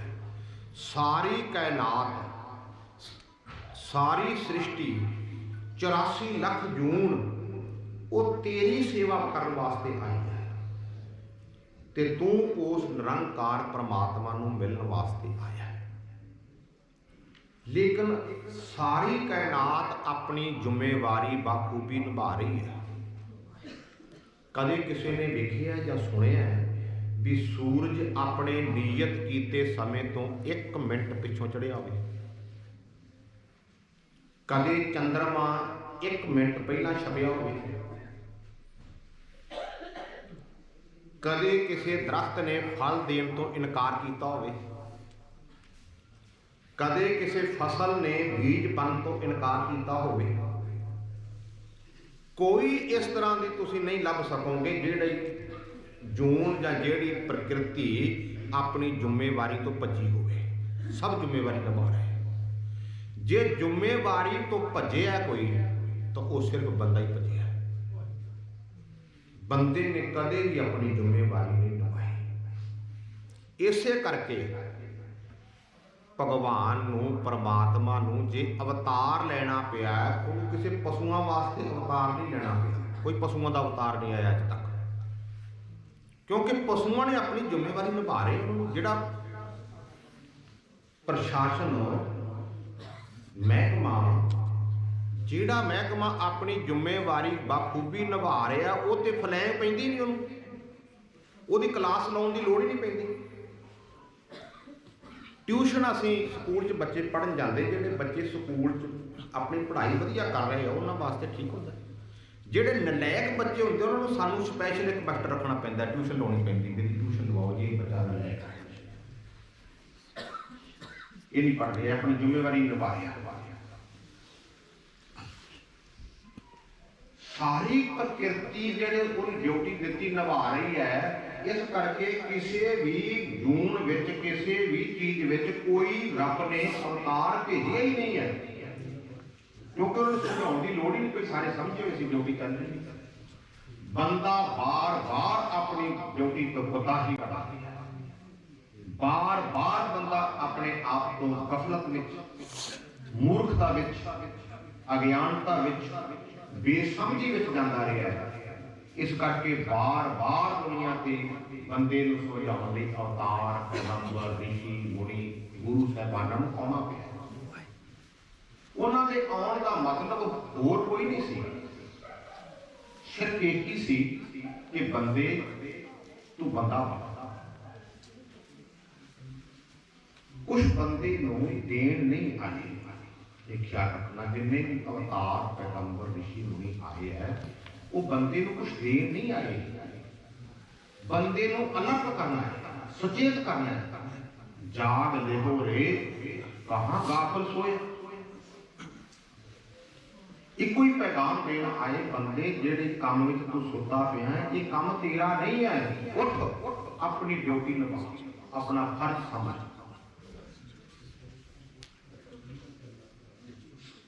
ਔਰ ਇਹ ਨਹੀਂ ਕਿ ਕੋਈ ਆਰਡਰ ਕਰਨ ਆਏ। ਜਦੋਂ ਅਸੀਂ ਗੁਰੂ ਸਾਹਿਬਾਨਾਂ ਦੀ ਬਾਣੀ ਪੜ੍ਹਦੇ ਹਾਂ, ਜਦੋਂ ਧੰਨ ਗੁਰੂ ਪੰਜਵੇਂ ਗੁਰੂ ਨਾਨਕ ਗੁਰੂ ਅਰਜਨ ਦੇਵ ਜੀ ਮਹਾਰਾਜ ਤੁਹਾਡੇ ਦੇ ਹੱਥ ਬੰਨ੍ਹ ਕੇ ਤੁਹਾਨੂੰ ਕਹਿੰਦੇ ਹੁਣ ਹਰ ਰੋਜ਼ ਜਿਹੜੇ ਕੀਰਤਨ ਸੋਹਲੇ ਦਾ ਪਾਠ ਕਰਨ ਵਾਲੇ ਹੈ, ਉਹ ਹਰ ਰੋਜ਼ ਇਹ ਪੰਕਤੀਆਂ ਪੜ੍ਹਦੇ ਆ। ਧੰਨ ਗੁਰੂ ਅਰਜਨ ਦੇਵ ਜੀ ਮਹਾਰਾਜ ਤੁਹਾਡੇ ਦੇ ਹੱਥ ਬੰਨ੍ਹ ਕੇ ਕਹਿੰਦੇ ਹੈ, ਕਰੋ ਬੇਨੰਤੀ ਸੁਣ ਹੋ ਮੇਰੇ ਮੀਤਾ, ਸੰਤ ਕਹਿਣ ਕੀ ਵੇਲਾ, ਉਹਾਂ ਖਾਟ ਚਲੋ ਹਰ ਲਾਹਾ, ਆਕੇ ਬਸਨ ਸੁਹੇਲਾ, ਬਹੁਤ ਘਟੇ ਦਿਵਸ ਰਹਿਣਾ ਰੇ, ਮਨ ਗੁਰ ਮਿਲ ਕਾਜ ਸੁਆਏ। ਅਸੀਂ ਕਿੰਨੇ ਪ੍ਰਾਪਤ ਹੋਵਾਂਗੇ, ਕਦੇ ਸੋਚਣਾ ਅਸੀਂ ਕਿੰਨੀ ਕੋਤਾਹੀ ਵਿੱਚ ਹੋਵਾਂਗੇ ਕਿ ਧੰਨ ਗੁਰੂ ਅਰਜਨ ਦੇਵ ਜੀ ਨੂੰ ਹੱਥ ਬੰਨ੍ਹ ਕੇ ਬੇਨਤੀ ਕਰਨੀ ਪਈ। ਲੇਕਿਨ 500 ਸਾਲ ਹੋ ਚੱਲੇ ਹੈ ਗੁਰੂ ਨਾਨਕ ਸਾਹਿਬ ਜੀ ਦੇ ਦਿੱਤੇ ਹੋਏ ਸੁਨੇਹੇ ਨੂੰ, ਅਸੀਂ ਅਜੇ ਵੀ ਉਸ ਜਾਗਰਤ ਅਵਸਥਾ ਵਿੱਚ ਨਹੀਂ ਆਏ, ਅਸੀਂ ਅਜੇ ਵੀ ਉਸ ਨੀਂਦ ਤੋਂ ਨਹੀਂ ਉੱਠੇ। ਸਗੋਂ ਦਿਨ ਬ ਦਿਨ ਜਿਵੇਂ ਜਿਵੇਂ ਮਾਇਆ ਦਾ ਪ੍ਰਭਾਵ ਵੱਧਦਾ ਹੈ, ਮਾਇਆ ਦਾ ਚੱਕਰ ਵੱਧਦਾ ਹੈ, ਦੁਨੀਆ ਸ਼ਿਕਸ਼ਿਤ ਹੁੰਦੀ ਜਾ ਰਹੀ ਹੈ, ਜਿਹਨੂੰ ਅਸੀਂ ਸ਼ਿਕਸ਼ਿਤ ਕਹਿ ਰਹੇ ਹਾਂ, ਜਿਸ ਨੂੰ ਸੱਭਿਅਕ ਸਮਾਜ ਕਹਿ ਰਹੇ ਹਾਂ, ਜਿਸ ਨੂੰ ਅਸੀਂ ਐਜੂਕੇਸ਼ਨ ਦਾ ਜ਼ਮਾਨਾ ਕਹਿ ਰਹੇ ਹਾਂ। ਜਿਵੇਂ ਜਿਵੇਂ ਯੂਨੀਵਰਸਿਟੀਆਂ ਵਧੀਆਂ, ਕਾਲਜ ਵਧੇ, ਵਿਦਿਅਕ ਅਦਾਰੇ ਵਧੇ, ਚਾਹੀਦਾ ਤਾਂ ਇਹ ਸੀ ਕਿ ਜਿਵੇਂ ਜਿਵੇਂ ਐਜੂਕੇਸ਼ਨ ਆਉਂਦੀ, ਜਿਵੇਂ ਜਿਵੇਂ ਵਿਦਿਆ ਆਉਂਦੀ, ਅਸੀਂ ਸਮਝਦਾਰ ਹੁੰਦੇ, ਲੇਕਿਨ ਨਹੀਂ ਹੋਇਆ। ਇਹ ਸੱਚ ਹੈ। ਜਿਵੇਂ ਜਿਵੇਂ ਐਜੂਕੇਸ਼ਨ ਵਧੀ, ਯੂਨੀਵਰਸਿਟੀਆਂ ਵਧੀਆਂ, ਉਵੇਂ ਉਵੇਂ ਨਾਲ ਨਾਲ ਕਦੇ ਸੋਚ ਕੇ ਵੇਖੋ ਥਾਣੇ ਵੀ ਵੱਧ ਗਏ। ਤੇ ਥਾਣੇ ਕਦੋਂ ਵੱਧ ਗਏ? ਕਿ ਕ੍ਰਾਈਮ ਵੱਧ ਗਏ। ਸਮਝਦਾਰਾਂ ਦੀ ਜ਼ਿੰਦਗੀ 'ਚ, ਸਮਝਦਾਰ ਦੇ ਸਮਾਜ ਵਿੱਚ ਕ੍ਰਾਈਮ ਨਹੀਂ ਹੁੰਦਾ। ਕ੍ਰਾਈਮ ਜਿਹੜਾ ਹੈ ਉਹ ਮੂਰਖਾਂ ਦੀ ਜ਼ਿੰਦਗੀ 'ਚ ਹੁੰਦਾ ਹੈ। ਜਦੋਂ ਕੋਈ ਵਿਅਕਤੀ ਕ੍ਰਾਈਮ ਕਰਦਾ ਤੇ ਉਹਦੇ ਤੇ ਜ਼ਰੂਰ ਮੂਰਖ ਦਾ ਸਵਾਲ ਹੈ। ਮੂਰਖ ਨਾਲ ਵੀ ਕ੍ਰਾਈਮ ਕਰ ਹੀ ਨਹੀਂ ਸਕਦਾ। ਸਿੱਖ ਧਰਮ ਦੇ ਮਹਾਨ ਸਾਹਿਤਕਾਰ ਸੰਤ ਕਵੀ ਡਾਕਟਰ ਭਾਈ ਵੀਰ ਸਿੰਘ ਜੀ ਨੇ, ਉਹਨਾਂ ਦੀ ਲਿਖਤਾਂ ਪੜ੍ਹੋ, ਉਹਨਾਂ ਨੇ ਇੱਕੋ ਹੀ ਗੱਲ ਕਹੀ ਹੈ ਬਹੁਤ ਗੱਲ ਤੇ ਜਿਹੜੀ ਤੇ ਜ਼ੋਰ ਦਿੱਤਾ ਕਿ ਐ ਬੰਦੇ ਤੂੰ ਗੁਰੂ ਕੀ ਹਜ਼ੂਰੀ ਵਿੱਚ ਰਹਿ। ਹਜ਼ੂਰੀ 'ਚ ਰਹਿਣ ਦਾ ਮਤਲਬ ਕਿ ਗੁਰੂ ਨੂੰ ਆਪਣੇ ਹਾਜ਼ਰ ਨਾਜ਼ਰ ਮੰਨ, ਕਿਉਂਕਿ ਬੰਦੇ ਦੀ ਗਲਤੀ ਉਦੋਂ ਹੀ ਕਰੂਗਾ ਜਦੋਂ ਕੋਈ ਵਿਅਕਤੀ, ਅਸੀਂ ਸਕੂਲਾਂ 'ਚ ਪੜ੍ਹੇ ਲਿਖੇ ਸਾਰੇ ਜਾਣੇ ਹੈ, ਅਸੀਂ ਨਕਲ ਉਦੋਂ ਮਾਰਦੇ ਹਾਂ, ਪਰਚੀ ਉਦੋਂ ਕੱਢਦੇ ਜਦੋਂ ਸਾਨੂੰ ਪਤਾ ਲੱਗੇ ਵੀ ਸਾਡਾ ਜਿਹੜਾ ਸੁਪਰਡੈਂਟ ਉਹ ਸਾਡੀ ਵੱਲ ਵੇਖਦਾ ਨਹੀਂ ਹੈ। ਜਦੋਂ ਸਾਨੂੰ ਇਹ ਪਤਾ ਅਹਿਸਾਸ ਹੋਵੇ ਨਾ ਕਿ ਹੁਣ ਸਾਡੇ ਕਿਸੇ ਦੀ ਅੱਖ ਨਹੀਂ, ਨਜ਼ਰ ਨਹੀਂ। ਚੋਰ ਵੀ ਚੋਰੀ ਉਦੋਂ ਹੀ ਕਰਦਾ ਹੈ ਜਦੋਂ ਉਹਨੂੰ ਪਤਾ ਲੱਗੇ ਕਿ ਹੁਣ ਮੇਰੇ ਤੇ ਕਿਸੇ ਦੀ ਅੱਖ ਨਹੀਂ। ਵਰਨਾ ਜੀ ਤੁਸੀਂ ਕੋਈ ਚੀਜ਼ ਅੱਖਾਂ ਦੇ ਸਾਹਮਣੇ ਰੱਖ ਕੇ ਬਹਿ ਜਾਓ, ਉਹਦੇ ਵੱਲ ਵੇਖੀ ਜਾਓ, ਕੋਈ ਚੋਰੀ ਨਹੀਂ ਕਰ ਸਕੇਗਾ, ਕੋਈ ਚੋਰ ਨਹੀਂ। ਚੋਰ ਉਦੋਂ ਹੀ ਕਰੂਗਾ ਜਦੋਂ ਉਹਨੇ ਵੇਖਿਆ ਵੀ ਕੋਈ ਨਹੀਂ ਵੇਖ ਰਿਹਾ। ਅਸੀਂ ਵੀ ਚੋਰੀ ਜਾਂ ਕਰੈਮ ਉਦੋਂ ਹੀ ਕਰਦੇ ਆ, ਪਾਪ ਉਦੋਂ ਹੀ ਕਰਦੇ ਜਦੋਂ ਸਮਝਦੇ ਹਾਂ ਵੀ ਸਾਨੂੰ ਕੋਈ ਵੇਖਦਾ ਹੋਵੇ। ਜੇ ਅਸੀਂ ਇਹ ਸਮਝ ਲਈਏ ਕਿ ਸਦਾ ਅੰਗ ਸਾਗੇ ਅਪਾਪਨ ਹੋਤੇ, ਗੁਰ ਮੇਰੇ ਸੰਗ ਸਦਾ ਹੈ ਨਾਲੇ, ਗੁਰੂ ਮੇਰੇ ਨਾਲ ਹੈ, ਪਰਮੇਸ਼ਰ ਮੇਰੇ ਨਾਲ ਹੈ, ਮੇਰੇ ਹਰ ਚੱਲਦੇ ਹੋਏ ਕਦਮ ਨੂੰ, ਮੇਰੇ ਚੱਲਦੇ ਹੋਏ ਹਰ ਕਦਮ ਨੂੰ ਉਹ ਵੇਖ ਰਿਹਾ ਹੈ ਤੇ ਅਸੀਂ ਕੁਛ ਮਾੜਾ ਕਰ ਨਹੀਂ ਕਰਾਂਗੇ, ਹਜ਼ੂਰੀ 'ਚ ਰਹਾਂਗੇ। ਇਸ ਕਰਕੇ ਸਾਡੀ ਗਫਲਤ ਨੂੰ ਜਗਾਉਣ ਲਈ ਗੁਰੂ ਸਾਹਿਬਾਨਾਂ ਨੇ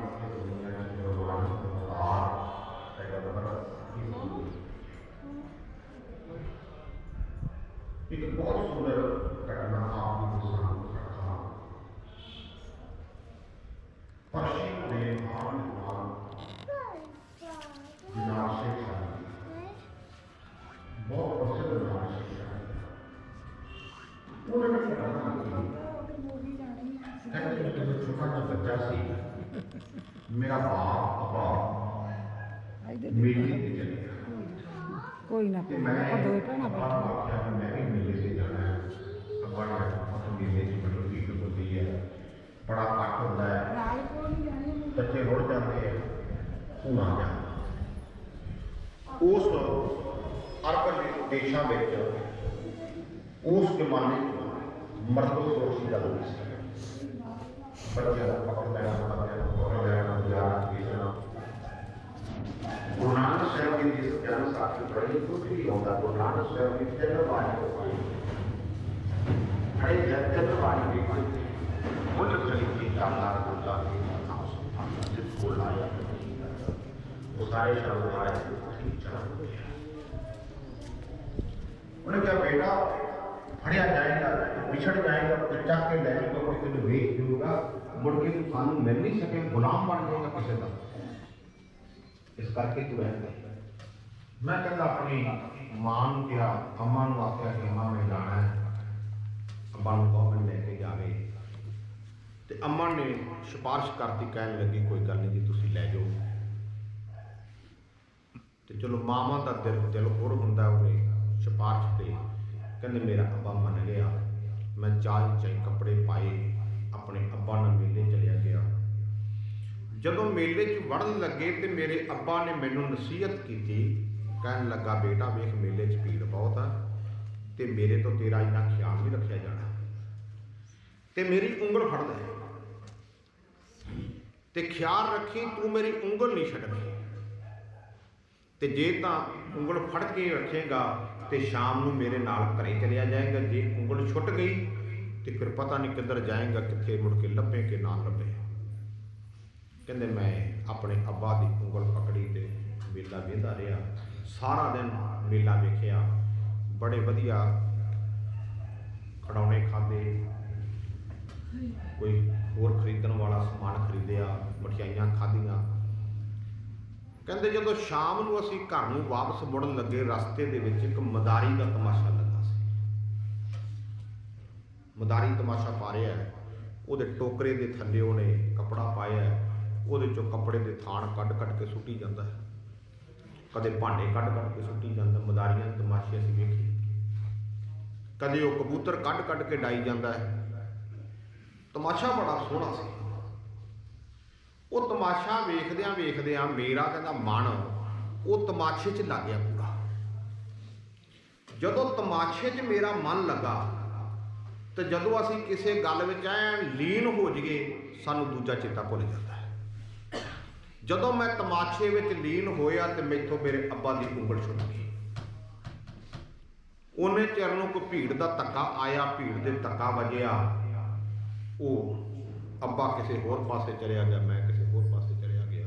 ਗਾਂ ਭੀੜ ਸੀ, ਉਹ ਭੀੜ ਨੇ ਮੈਨੂੰ ਧੱਕਿਆ, ਹੋਰ ਪਾਸੇ ਲੈ ਗਏ। ਮੈਂ ਕਹਿੰਦੇ ਇਕੱਲਾ ਰਹਿ ਗਿਆ, ਰੋਣ ਲੱਗ ਪਿਆ। ਮੇਰੇ ਹੱਥ ਜਿਹੜੇ ਖੜਾਉਣੇ ਸੀ ਉਹ ਮੈਂ ਸੁੱਟ ਦਿੱਤੇ, ਮਠਿਆਈਆਂ ਸੁੱਟ ਦਿੱਤੀਆਂ। ਉਹ ਬਾਂਹ ਮਾਰ ਕੇ ਰੋਇਆ। ਕੋਈ ਸਿਆਣਿਆਂ ਬੰਦਿਆਂ ਨੇ ਮੈਨੂੰ ਫੜਿਆ, ਕਹਿਣ ਲੱਗੇ ਕਾਕਾ ਕਿਉਂ ਰੋਣਾ? ਮੈਂ ਕਿਹਾ ਮੇਰਾ ਅੱਬਾ ਵਿਛੜ ਗਿਆ। ਉਹਨੇ ਪੁੱਛਿਆ ਵੀ ਤੇਰੇ ਅੱਬਾ ਨੇ ਕਿਹੋ ਜਿਹੇ ਕੱਪੜੇ ਪਾਏ ਐ? ਮੈਂ ਦੱਸਿਆ ਵੀ ਇਹ ਜਿਹੇ ਕੱਪੜੇ ਪਾਏ ਆ। ਕਹਿੰਦੇ ਤੂੰ ਇੱਥੇ ਖੜ, ਅਸੀਂ ਲੱਭਦੇ ਹਾਂ। ਉਹ ਮੈਨੂੰ ਉੱਥੇ ਖੜੇ ਕਰਕੇ ਤੇ ਲੱਭਣ ਚਲੇ ਗਏ। ਲੱਭਿਆ, ਕੋਸ਼ਿਸ਼ ਕੀਤੀ, ਅੱਬਾ ਮਿਲ ਗਿਆ, ਲੱਭ ਗਿਆ। ਜਦੋਂ ਅੱਬਾ ਨਾਲ ਮਿਲਿਆ ਤੇ ਅੱਬਾ ਨੇ ਮੈਨੂੰ ਵੇਖ ਕੇ ਮੇਰੇ ਕੰਨ ਤੇ ਚਪੇੜ ਮਾਰੀ ਤੇ ਨਾਲ ਕਿਹਾ, ਕਹਿਣ ਲੱਗੇ ਬੇਵਕੂਫਾ, ਮੈਂ ਤੈਨੂੰ ਕਿਹਾ ਨਹੀਂ ਸੀ ਵੀ ਮੇਰੀ ਉਂਗਲ ਫੜ ਕੇ ਰੱਖੀ? ਤੇਰੇ ਵਰਗੇ ਜਿਹੜੇ ਮੂਰਖ ਬੱਚੇ ਹੁੰਦੇ ਆ, ਤੇਰੇ ਵਰਗੇ ਜਿਹੜੇ ਨਲਾਇਕ ਬੱਚੇ ਹੁੰਦੇ ਆ, ਉਹ ਆਪਣੇ ਅੱਬਾ ਦੀ ਉਂਗਲ ਛੱਡ ਬੈਠਦੇ ਆ ਤੇ ਮੁੜ ਕੇ ਸਾਰੀ ਉਮਰ ਰੋਂਦੇ ਰਹਿੰਦੇ ਆ। ਇਹ ਉਦਾਹਰਨ ਸ਼ੇਖ ਸ਼ਾਦੀ ਜੀ ਨੇ ਆਪਣੇ ਜੀਵਨ ਦੀ ਦਿੱਤੀ ਤੇ ਫਿਰ ਨਾਲ ਹੀ ਸਮਝਾਇਆ। ਕਹਿਣ ਲੱਗਾ ਇਹ ਦੁਨੀਆ ਦੇ ਲੋਗੋ, ਆਪਾਂ ਵੀ ਸਾਰੇ ਆਪਣੇ ਅੱਬਾ ਨਾਲ, ਆਪਣੇ ਗੁਰੂ ਨਾਲ ਇਹ ਮੇਲਾ ਵੇਖਣ ਆਏ। ਇਹ ਦੁਨੀਆ ਇੱਕ ਮੇਲਾ ਹੈ। ਮੈਂ ਹੂੰ ਪਰਮ ਪੁਰਖ ਦਾ ਦਾਸਾ, ਦੇਖਣ ਆਇਓ ਜਗਤ ਤਮਾਸ਼ਾ। ਇੱਕ ਤਮਾਸ਼ਾ ਹੈ, ਇੱਕ ਮੇਲਾ ਹੈ, ਅਸੀਂ ਵੇਖਣ ਵਾਸਤੇ ਆਏ ਹਾਂ ਆਪਣੇ ਮੁਰਸ਼ਦ ਨਾਲ, ਆਪਣੇ ਗੁਰੂ ਨਾਲ। ਤੇ ਗੁਰੂ ਨੇ ਹਦਾਇਤ ਵੀ ਦਿੱਤੀ ਹੈ ਸਾਨੂੰ ਸਭ ਨੂੰ ਕਿ ਤੁਸੀਂ ਆਪਣੇ ਗੁਰੂ ਦੀ ਉਂਗਲ ਫੜ ਕੇ ਰੱਖਣੀ ਹੈ। ਔਰ ਜਿਹੜੇ ਨਲਾਇਕ ਬੱਚੇ ਹੁੰਦੇ ਆ, ਜਿਹੜੇ ਗੁਰੂ ਦੇ ਬਚਨਾਂ ਤੇ ਵਿਸ਼ਵਾਸ, ਗੁਰੂ ਦੇ ਬਚਨਾਂ ਤੇ ਭਰੋਸਾ ਜਾਂ ਗੁਰੂ ਦੀ ਗੱਲ ਨੂੰ ਗੌਲਦੇ ਨਹੀਂ, ਅਣਗਹਿਲੀ ਕਰ ਜਾਂਦੇ ਆ, ਉਹ ਇਸ ਤਮਾਸ਼ੇ ਦੇ ਵਿੱਚ, ਇਹ ਦੁਨੀਆ ਵਿੱਚ ਕੀ ਹੈ? ਤਮਾਸ਼ਾ ਹੀ ਦੁਨੀਆ, ਹੋਰ ਕੀ ਹੈ? ਜਿਹੜੀ ਦੁਨੀਆ ਸਾਨੂੰ ਦਿਖਾਈ ਦੇ ਰਹੀ ਹੈ, ਜੇ ਦੁਨੀਆ ਦੀ ਅਸਲੀਅਤ ਅਸੀਂ ਗੁਰੂ ਗ੍ਰੰਥ ਸਾਹਿਬ ਜੀ ਮਹਾਰਾਜ ਨੂੰ ਪੁੱਛੀਏ ਨਾ ਵੀ ਦੁਨੀਆ ਦੀ ਅਸਲੀਅਤ ਕੀ ਹੈ, ਤੇ ਸਤਿਗੁਰੂ ਸੱਚੇ ਪਾਤਸ਼ਾਹ ਮਹਾਰਾਜ ਕਹਿੰਦੇ ਇਹ ਜੋ ਦੁਨੀਆ ਸਿਹਰ ਮੇਲਾ ਦਸਤਗੀਰੀ ਨਾਲੇ। ਸਿਹਰ ਹੁੰਦਾ ਹੈ ਮਦਾਰੀ ਦਾ ਤਮਾਸ਼ਾ। ਇਹ ਦੁਨੀਆ ਇੱਕ ਮਦਾਰੀ ਦਾ ਤਮਾਸ਼ਾ ਹੈ। ਇੱਥੇ ਦੁਨੀਆ ਵਿੱਚ ਦਸਤਗੀਰੀ, ਦਸਤ ਹੁੰਦਾ ਨਾਮ ਹੱਥ ਦਾ, ਗੀਰੀ ਨਾਮ ਹੁੰਦਾ ਪਕੜਨ ਦਾ। ਦੁਨੀਆ ਵਿੱਚ ਪਕੜਨ ਵਾਲੀ ਕੋਈ ਚੀਜ਼ ਨਹੀਂ ਹੈ ਵੀ ਤੁਸੀਂ ਪਕੜ ਕੇ ਰੱਖ ਲੋਗੇ। ਜਦੋਂ ਗੁਰੂ ਨਾਨਕ ਸਾਹਿਬ ਜੀ ਮਹਾਰਾਜ ਰੋਮ ਵਿੱਚ ਗਏ ਤੇ ਉੱਥੇ ਜਦੋਂ ਮਹਾਰਾਜ ਗਏ ਤਾਂ ਉੱਥੋਂ ਦਾ ਜਿਹੜਾ ਬਾਦਸ਼ਾਹ ਕਾਰੂ ਹੈ, ਜਿਹਦੀ ਆਮ ਪ੍ਰਸਿੱਧ ਕਾਰੂ ਬਾਦਸ਼ਾਹ ਦੇ ਜਨਮ ਸਾਖੀ ਜੋ ਸਾਰੀ ਘਟਨਾ ਆ ਜਾਂਦੀ ਹੈ। ਮਹਾਰਾਜ ਜੀ ਨੇ ਕਾਰੂ ਬਾਦਸ਼ਾਹ ਨੂੰ ਜਦੋਂ ਸਮਝਾਇਆ ਤੇ ਇਹੀ ਸਮਝਾਇਆ ਤੇ ਉਹਨੂੰ ਇੱਕ ਸੂਈ ਦਿੱਤੀ। ਮਹਾਰਾਜ ਜੀ ਨੇ ਕਹਿਣ ਲੱਗਿਆ ਸੂਈ ਰੱਖ ਤੇ ਤੈਥੋਂ ਅਗਲੇ ਜਨਮ ਚ ਲਵਾਂਗੇ, ਤੈਥੋਂ ਅੱਗੇ ਜਾ ਕੇ ਲਵਾਂਗੇ। ਤੇ ਉਹਨੇ ਘਰ ਵਾਲੀ ਨੂੰ ਜਾ ਕੇ ਕਿਹਾ, ਕਹਿਣ ਲੱਗਾ ਵੀ ਮੇਰੀ ਸੂਈ ਸਾਂਭ ਕੇ ਰੱਖੀ, ਕਿਸੇ ਫਕੀਰ ਨੇ ਦਿੱਤੀ ਹੈ ਮੈਨੂੰ, ਉਹਨੇ ਕਿਹਾ ਅੱਗੇ ਲਵਾਂਗੇ। ਤੇ ਘਰ ਵਾਲੀ ਕਹਿੰਦੀ ਅੱਗੇ ਜਾ ਕੇ ਕਿਵੇਂ ਦੇਵੇਂਗਾ ਪਤੀ ਸਲਾਮਤ? ਤੇ ਜਦੋਂ ਅੱਗੇ ਤਾਂ ਆਪਾਂ ਲੈ ਕੇ ਕੁਛ ਨਹੀਂ ਜਾਣਾ, ਉੱਥੇ ਕਿਵੇਂ ਦੇਗਾ? ਫਿਰ ਝੂਠਾ ਹੋ ਜਾਏਗਾ ਤੂੰ ਤਾਂ। ਜਾ ਕੇ ਆ ਕੇ ਆਪਣੇ ਉਹ ਜਿਹੜਾ ਮੁਰਸ਼ਿਦ ਨੇ ਦਿੱਤੀ ਹੈ, ਫਕੀਰ ਨੇ ਦਿੱਤੀ, ਉਹਦੇ ਨਾਲ ਗੱਲ ਕਰ। ਹੁਣ ਕਹਿ ਮੈਂ ਨਹੀਂ ਦੇ ਸਕਦਾ ਅੱਗੇ ਲਿਜਾ ਕੇ। ਕਾਰੂ ਬਾਦਸ਼ਾਹ ਵਾਪਸ ਆਇਆ, ਉਹਨੇ ਆ ਕੇ ਕਿਹਾ ਮਹਾਰਾਜ ਇਹ ਸੂਈ ਰੱਖ ਲਓ, ਮੈਂ ਨਹੀਂ ਦੇ ਸਕਦਾ, ਅੱਗੇ ਤੱਕ ਮੈਂ ਨਹੀਂ ਲਿਜਾ ਸਕਦਾ। ਮਹਾਰਾਜ ਕਹਿੰਦੇ ਕਿਉਂ? ਕਹਿੰਦੇ ਮਹਾਰਾਜ ਤੁਹਾਨੂੰ ਪਤਾ ਫਕੀਰ ਆਲਮ ਅੱਗੇ ਤਾਂ ਜਾਣਾ ਹੀ ਕੁਛ ਨਹੀਂ। ਤੇ ਮਹਾਰਾਜ ਕਹਿੰਦੇ ਜੇ ਅੱਗੇ ਨਹੀਂ ਜਾਣਾ ਤੇ ਜਿਹੜੇ 40 ਗੰਜ ਜੋੜੀ ਬੈਠਾ ਹੈ, ਕੋਈ ਜੋੜੇ ਹੋਏ ਆ। ਜਿਹੜੀ ਗੁਰੂ ਨਾਨਕ ਦੀ ਜਿਹੜੇ ਲੋਕ ਕੁਝ ਇਸ ਤਰ੍ਹਾਂ ਦੇ ਅੱਜ ਕੱਲ੍ਹ ਸਾਡੇ एक परंपरा चलती, वो कहते गुरु नूं भी गुरु नानक साहब भी साडे वांगू ही बंदे सी, मनुख सी, आम मनुख सी, चंगे मनुख सी। बहुत वड्डी गलती करते गुरु नूं अपने वर्गा समझना। जब असीं गुरु नानक साहब का जीवन पढ़ते हैं, एक लफ्ज कारू बादशाह नूं आखिया ते कारू बादशाह का जीवन बदल गया। एक लफ्ज सज्जन ठग नूं आखिया, सज्जन नूं एक ही किया सी ना, तेरा नां की कहंदा जी सज्जन, कहंदे जे ना सज्जन तो फिर काम भी सज्जन वाले सा। सुट दित्ती उस मौके सारियां बेईमानियां, हथ बन के खड़ गया, महाराज दसो की करा। कौडे राक्ष वाले एक दृष्टि पा के वेखिया सी, कौडा राक्ष उस मौके सीधे राह तुर पिया। की गल करा, वड्डे तो वड्डे डाकू, चोरां, बदमाशां, लटेरियां वाल एक दृष्टि या एक वचन भी गुरु नानक साहब ने कर दिता, वो जीवन तब्दील कर दिता। तो साडे तो करामात, साडे कोल गुरु नानक की बाणी है कि नहीं पढ़ी जाएगी, असीं अपने नाल वाले का जीवन नहीं बदल सकते। वड्डे वड्डे संतां नाल हज़ारां बंदे तुरे फिरदे, किसी का जीवन नहीं बदलता। वो करामात सी। महाराज कहन लगे बात काबू 40 गज तो जोड़े है, हाथ जुड़ गए, डिग पिया चरणों के, महाराज गलती हो गई दसो। कहते सेवा चला दे, लंगर लाया, वंड गरीबां नूं सब कुछ, जाना कुछ नहीं। यह जो दुनिया सेहर मेला दस्तगीरी ना है, जो कुछ भी असीं वेखते हैं सिर्फ जैसा सुपना रैन का तैसो यह संसार। रात को असीं सौने, रात को सुत्या पिया साडे बड़ी लीला बन जाती, असीं राजे बन जाते हैं, वड्डियां वड्डियां साडियां बिल्डिंगां बन जांदियां, वड्डियां वड्डियां मोटरां कारां आ जांदियां, बहुत कुछ हो जाता, धीआं पुत हो जाते हैं, पुत पुतरे हो जाते हैं। जदों सवेर की अख खुली सब कुछ खत्म। नरपत एक संघासन सोया, सुपने भया पुखारे, अछत राज बिछरत दुख पाया, सोगत गई हमारी। जिवें कोई राजा सुपने विच भखारी बन जाए, तो जिवें कोई भखारी सुपने च राजा बन जाए, ना राजा सुपने च भखारी बनया भखारी बनता, तो ना भखारी सुपने च राजा बनया राजा बनता। कुछ भी नहीं पल्ले दोवां दे, अपनी स्थिति में रहना पैंदा दोवां नूं सवेरे। इसे तरह ये संसार जिहड़ा रात का सुपना हुंदा, वो सवेर नूं खत्म हो जाता। तो असीं सवेर बस फर्क इन्ना क है भी वो असीं सवेर नूं दस सकते हैं भी मैनूं रात का सुपना आया सी। जिहड़ा ये संसार असीं जागदा सुपना वेख रहे हैं, ये भी सुपना ही आ, पर वेख रहे हैं जागदियां अखां नाल। जदों अंत समा आउणा है, जदों अंतम समा आउणा है, जब जम का डंड मूंड में लागा, खिन में करे नबेरा, प्राणी क्या मेरा क्या तेरा। जदों जमा ने आके केसा को पकड़ के उन्होंने दित्ती बरूड़ी दिते ना भी चल भी चलिए, चलो दीवान शताब बुलाया, हर फरमान दरगे का आया। जदों वो तोड़ते हैं ना, उस मौके पता लगता, उस मौके बंदे की अख खुलती है कि दुनिया च तो कुछ भी नहीं मेरा। जिवें अख खुलण तो बाद, सवेर की अख खुलण तो बाद, नींद सुपने तो बाद, अख खुलण तो सुपने तो बाद साड़ी जागृत अवस्था आउण ते, जो अख खुलण तो बाद जो हालत साड़ी रात नूं हुंदी है ना, भी कुछ भी नहीं, बस सोच ही हुंदी है भी यार बड़ा कुछ मिल गया सुपने च। मौत के समय साड़ी हालत बिल्कुल उही हुंदी है, सब कुछ दिख रहा हुंदा है, चेते च हुंदा है, मेरे धीआं पुत, मेरे ट्रैक्टर, मेरी कार, मेरा कोठी, मेरा महल, मेरिया मझां, मेरिया गावां, मेरी जमीन, कुछ भी नहीं हुंदा। वो अगले वड्डा होआ दुनीदार गल संगल कत चलाया, अगे करनी कीरत बचिए पहले खाकर समझाया। सब वड्डे तो वड्डा दुनियादार, वड्डे तो वड्डा अमीर जाता, फिर अगे ला के तोड़ लेते हैं। बस फिर वो इस तरह की हालत की गुरबाणी पूछो, दस्तगीरी ना है। दुनिया जो कुछ भी सानू दिखाई दे रहा है, ये दिखाई दे रहा है, ये असीं कुछ नाल नहीं लिजा सकते, कुछ वरत नहीं सकते, अगे वास्ते कुछ नहीं है साडे कोल। इसे करके महाराज कहते, करो बेनती सुनो मेरे मीता, संत टहल की बेला, इहां खाट चलो हर नाहा, आगे बसन सहेला। इत्थे कुछ खट लो, ते खटना की है, ਇਹ ਜਿਹੜੀ ਦੁਨੀਆਦਾਰੀ ਪੈਸਾ ਮਾਇਆ ਇਹ ਖੱਟੀ ਸਾਡੀ ਅੱਗੇ ਨਹੀਂ ਜਾਂਦੀ। ਜੇ ਪੈਂਡੇ ਮੈਂ ਅੰਧ ਗੁਬਾਰਾ ਹਰ ਕਾ ਨਾਮ ਸੰਗ ਉਜਿਆਰਾ।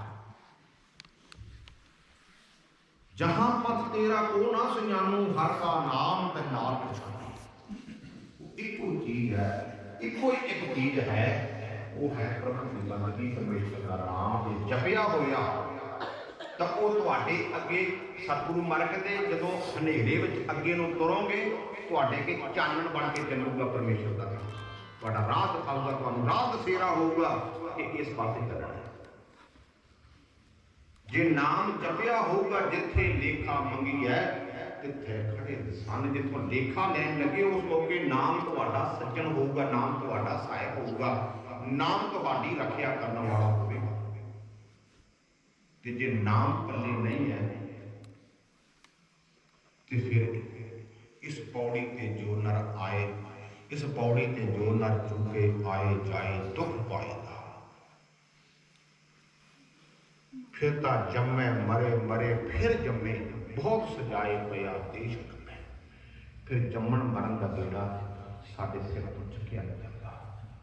ਇਸ ਕਰਕੇ ਗੁਰਬਾਣੀ ਦੇ ਜਿਹੜਾ ਸੰਸਾਰ ਹੈ ਇਹਨੂੰ ਇੱਕ ਸਾਡੇ ਲਈ ਸੁਨਹਿਰੀ ਮੌਕਾ, ਸੁਨਹਿਰੀ ਚਾਂਸ, ਇੱਕ ਸਾਡੇ ਲਈ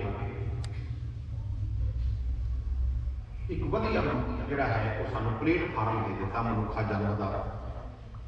ਇਸ ਪਲੇਟਫਾਰਮ ਤੋਂ ਅਸੀਂ ਦੋ ਪਾਸੇ ਜਾ ਸਕਦੇ ਹਾਂ। ਮਨੁੱਖ ਜੀਵਨ ਨੂੰ ਕਹਿ ਦਈਏ ਕਿ 84 ਰੰਗ ਹੈ। ਇਹਨੂੰ ਇੱਕ ਪਾਸਾ ਸੰਸਾਰ ਵੱਲ ਤੁਰਦਾ ਹੈ, ਇੱਕ ਪਾਸਾ ਨਿਰੰਕਾਰ ਵੱਲ ਤੁਰਦਾ ਹੈ। ਅਸੀਂ 84 ਖੜੇ ਹਾਂ। ਇਹ ਚੋਣ ਸਾਡੀ ਹੈ, ਇਹ ਦਿਸ਼ਾ ਸਾਡੀ ਹੈ। ਕਿਹੜੀ ਦਿਸ਼ਾ ਲੈਣੀ ਹੈ? ਸੰਸਾਰ ਵਾਲੀ ਲੈਣੀ ਹੈ ਕਿ ਨਿਰੰਕਾਰ ਵਾਲੀ ਲੈਣੀ ਹੈ? ਸੰਸਾਰ ਵਾਲੀ ਲੈਣੀ ਹੈ ਤੇ ਅੱਗੇ ਫਿਰ ਕਾਂ ਤੇ ਬਿੱਲੇ 84 ਲੱਖ ਗੁਣਾ ਦਾ ਸਾਨੂੰ ਅੱਗੇ ਹੋਗਾ। ਜੇ ਨਿਰੰਕਾਰ ਵਾਲੀ ਲੈਣੀ ਹੈ ਤੇ ਉਸ ਪਾਸੇ ਸਾਨੂੰ ਕਬੀਰ ਜੀ, ਭਗਤ ਗੁਰੂ ਜੀ, ਭਗਤ ਰਵਿਦਾਸ ਜੀ, ਭਾਈ ਮਨੀ ਸਿੰਘ ਜੀ, ਬਾਬਾ ਦੀਪ ਸਿੰਘ ਜੀ, ਸੰਤ ਬਾਬਾ ਅਤਰ ਸਿੰਘ ਜੀ, ਬਾਬਾ ਆਨੰਦ ਸਿੰਘ ਜੀ, ਇਹਨਾਂ ਦੀ ਰਹਿਣ ਜਿਹੜੀ ਹੈ ਇਹ ਚੋਣ ਬਣਦੀ ਹੈ ਕਿ ਹੁਣ ਚੋਣ ਤੁਸੀਂ ਕਿਹੜੀ ਕਰਨੀ ਹੈ। 84 ਦਾ ਗੁਣਾ ਵੀ ਕਰਨੀ ਹੈ, ਇਹ ਇੱਕ ਭਗਤਾਂ ਦੀ ਕਰਨੀ ਹੈ। ਭਗਤਾਂ ਵੀ ਕਰਾਂਗੇ ਤਾਂ ਦੁਨੀਆ ਵਿੱਚ ਨਾਮ ਹੋਊਗਾ, ਤੇ ਜੇ ਇੱਧਰ ਵੀ ਕਰਾਂਗੇ ਤਾਂ ਸੰਸਾਰ ਵੀ ਕਰਾਂਗੇ, 84 ਦਾ ਗੁਣਾ ਵੀ ਕਰਾਂਗੇ ਤੇ ਫਿਰ ਮਾਂ ਦੇ ਘਰ ਵਿੱਚ ਬਾਰ-ਬਾਰ ਆਵਾਂਗੇ ਤੇ ਬਾਰ-ਬਾਰ ਇਹਨਾਂ ਸੇਵਿਆਂ ਦੀ ਅੱਗ ਵਿੱਚ ਸੜਨਾ ਹੋਊਗਾ।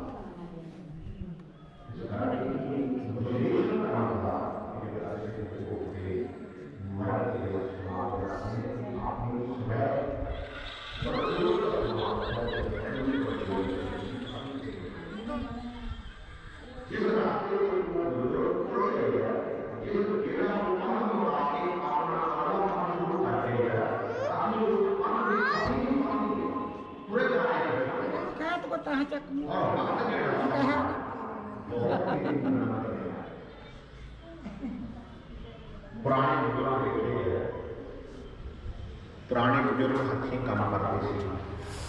ਫਸਲਾਂ ਦੀ ਬਾਹਰ खेती करनी, हथी फसलां बीजणियां, हथी पट्टे वढणे, हथी वढणे, हथी पशुआणे, हथी खूह दे विच पानी लाउने, सारा कुछ करना।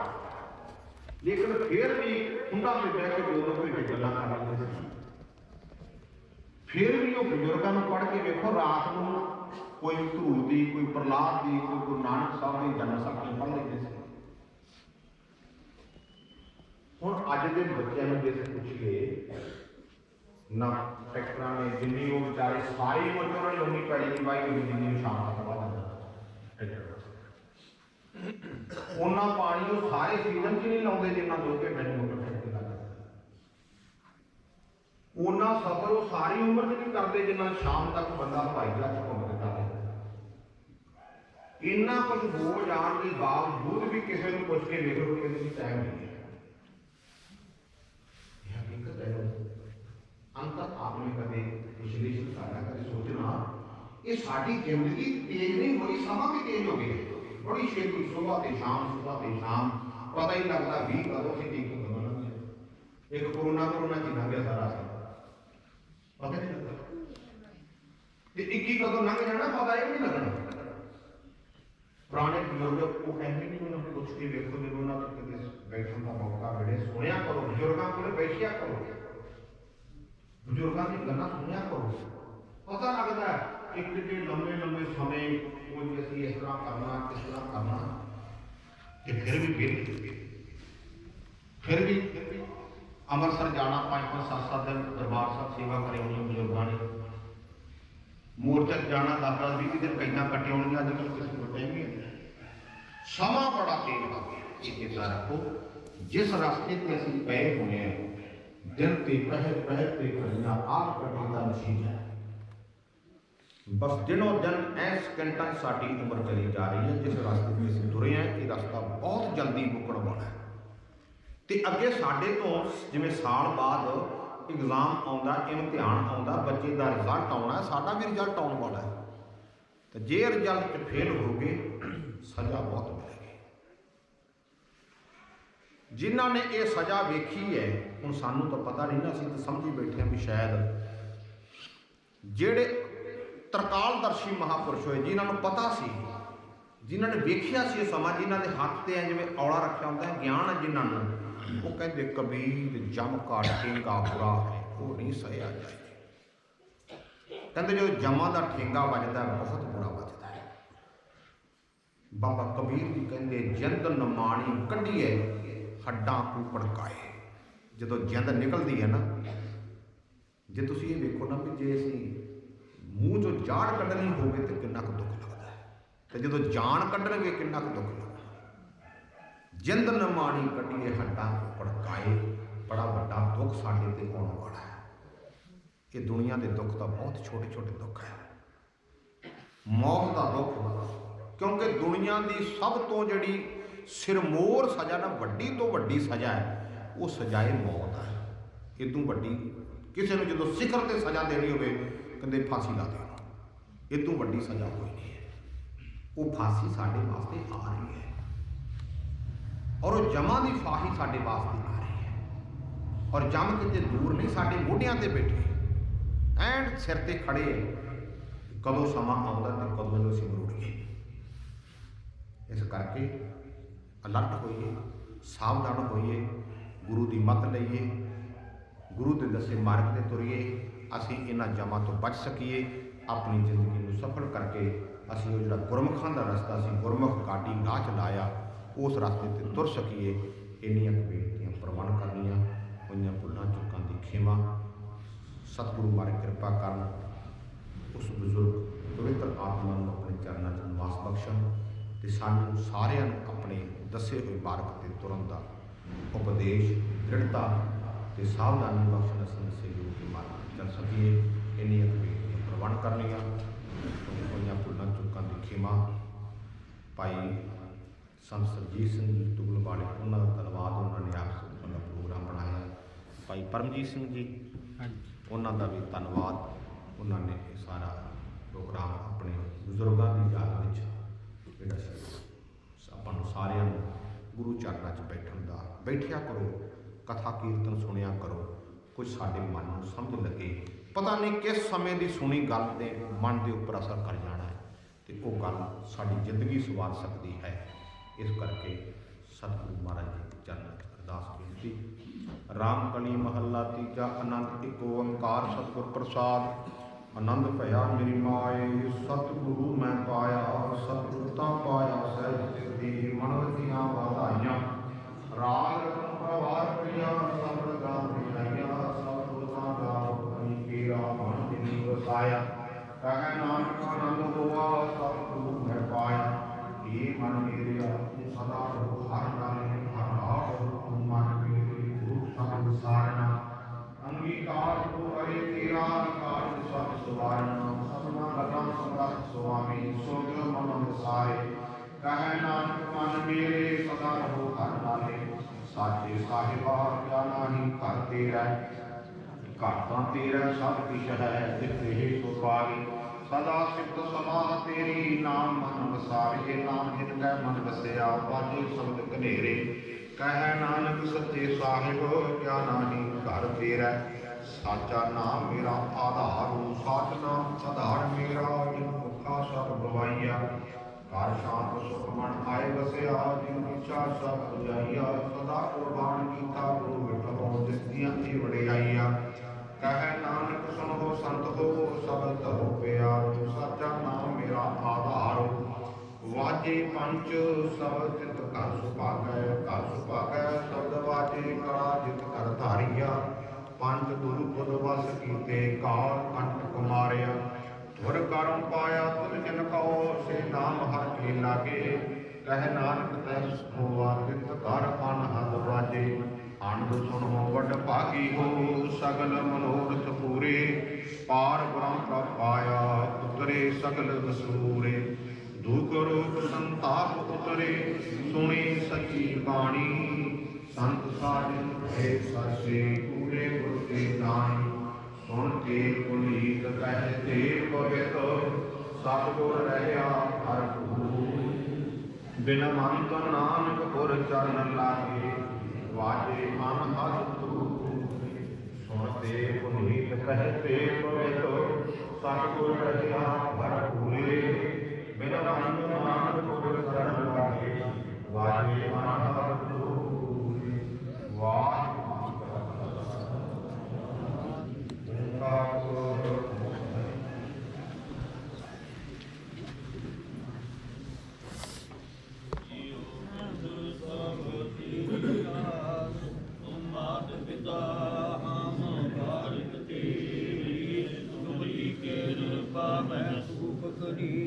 ਕੋਈ ਨ ਜਾਣੈ ਤੁਮਰਾ ਅੰਤ, ਉਚੇ ਤੇਊ ਸਗਲ ਸਮਗਰੀ ਤੁਮਰੈ ਸੂਤਰ ਤਾਰੀ, ਤੁਮ ਤੇ ਹੋਇਸ ਤੁਮਰੀ ਗਤ ਮਿਤ ਤੁਮ ਹੀ ਜਾਨੀ, ਨਾਨਕ ਦਾਸ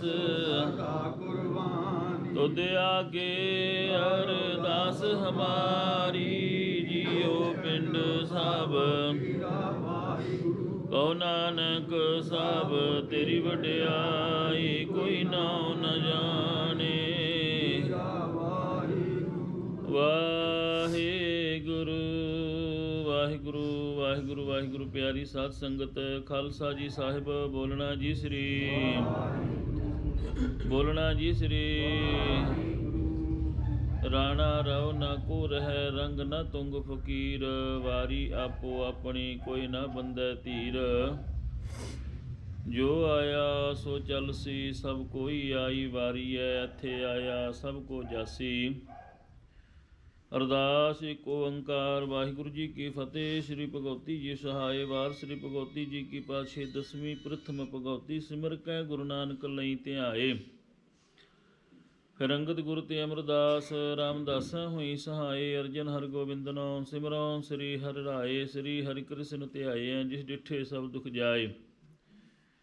ਤੇਗ ਬਹਾਦਰ ਸਿਮਰਿਆ ਕਰ ਨਾਉ ਨਿਧ ਆਵੈ ਧਾਏ। ਸਭ ਥਾਈ ਹੋਏ ਸਹਾਏ, ਸਭ ਥਾਈ ਹੋਏ ਸਹਾਏ। ਦਸਵੀਂ ਪਾਤਸ਼ਾਹ ਧੰਨ ਸਾਹਿਬ ਸ੍ਰੀ ਗੁਰੂ ਗੋਬਿੰਦ ਸਿੰਘ ਜੀ ਮਹਾਰਾਜ ਸਭ ਥਾਈ ਹੋਏ ਸਹਾਏ। ਦਸੋ ਪਾਤਸ਼ਾਹੀਆਂ ਦੀ ਜਾਗਦੀ ਜੋਤ ਹਾਜ਼ਰ ਨਾਜ਼ਰ ਧੁਰ ਕੀ ਬਾਣੀ ਆਈ। ਤਿਨ ਸਗਲੀ ਚਿੰਤ ਮਟਾਈ।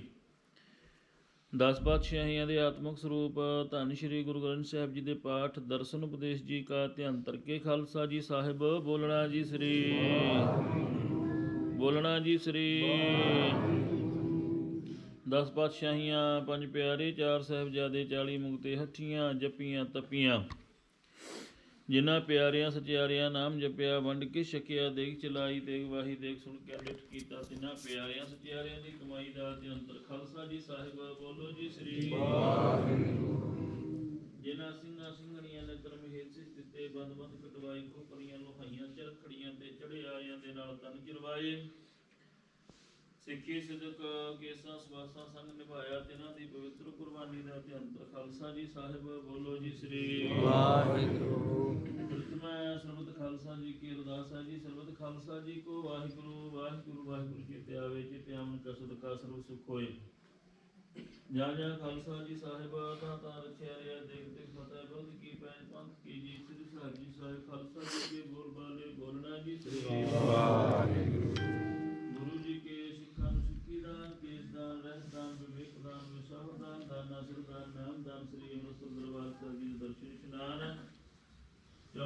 चले मुके जुग जुग तव धन का जयकार। सत श्री अकाल जी का केंद्र खालसा जी साहिब बोलो जी श्री गुरु जी के सिखन बंदी मत उची मत पत दे रखे आप अकाल पुरख वाहिगुरु हे अकाल पुरख अपने पंथ दे सदा सहाई दतार जीओ गुरुद्वारा श्री ननकाना साहिब जी होम गुरुद्वारे गुरु दे जिन्हों ਨੂੰ ਖਾਲਸਾ ਪੰਥ ਤੋਂ ਵਿਛੋੜਿਆ ਗਿਆ ਹੈ ਜੀ ਉਹਦੇ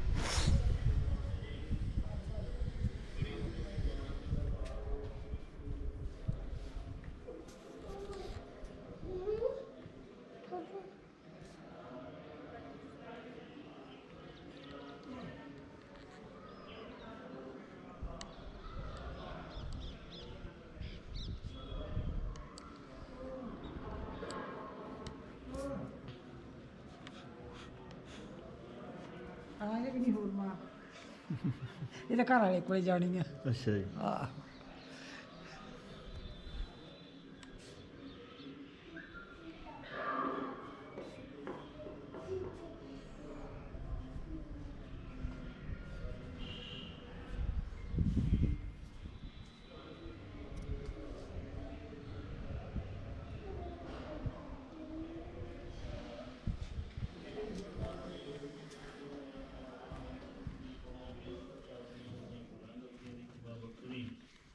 कहत कबीर सुनो मोरे संतो खेत ही करो निबेरा अब की बार बख्श बंदे को बहु न भव दिल फेरा बख्शनहार हो बख्श लेना जो माई भाई आप जी की हजूरी ਦੇ ਵਿੱਚ ਹਾਜ਼ਰ ਹੈ ਜੀ ਸਾਰਿਆਂ ਵੱਲੋਂ ਹੱਥ ਜੋੜ ਕਰਕੇ ਇਹੋ ਅਰਦਾਸ ਬੇਨਤੀ ਹੈ ਇਹੋ ਜੋਦੜੀ ਹੈ ਉਸ ਵਿਛੜੀ ਹੋਈ ਨੂੰ ਦਾ ਪਾਰ ਉਤਾਰਾ ਕਰਿਓ 84 ਦੇ ਗੇੜ ਨੂੰ ਖਤਮ ਕਰਿਓ ਆਵਾਗਾਉਣ ਦੇ ਚੱਕਰਾਂ ਨੂੰ ਕੱਟਣਾ ਕਰਿਓ ਪਾਤਸ਼ਾਹ ਜੀਓ ਸੇਵਕ ਪਰਿਵਾਰ ਵੱਲੋਂ ਬੇਅੰਤ ਮਾਇਆ ਕਰਕੇ ਸੇਵਾ ਕੀਤੀ ਗਈ ਹੈ ਜੀ।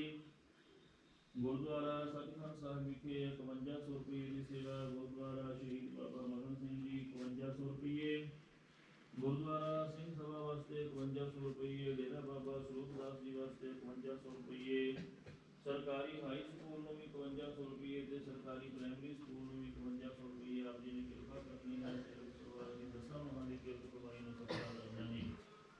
ਸੇਵਕ ਪਰਿਵਾਰ ਦੀ ਕੀਤੀ ਹੋਈ ਸੇਵਾ ਦਾ ਫਲ ਉਸ ਵਿਛੜੀ ਹੋਈ ਰੂਹ ਨੂੰ ਪ੍ਰਾਪਤ ਕਰਨਾ ਹਾਜ਼ਰਾ ਕਰਕੇ ਮਿਹਨਤ ਕਰਨੀ ਹੈ। ਪਾਤਸ਼ਾਹ ਜੀ ਉਹ ਕਿਰਪਾ ਕਰੋ ਦੀਨ ਕੇ ਦਾਤੇ ਮੇਰਾ ਗੁਣ ਅਵਗੁਣ ਨਾ ਵਿਚਾਰਿਓ ਕੋਈ ਜਿਹਦੇ ਮਹਾਵਾਕਾਂ ਅਨੁਸਾਰ ਆਪ ਜੀ ਨੇ ਔਗੁਣਾਂ ਨੂੰ ਨਾ ਚਿਤਾਰਨਾ।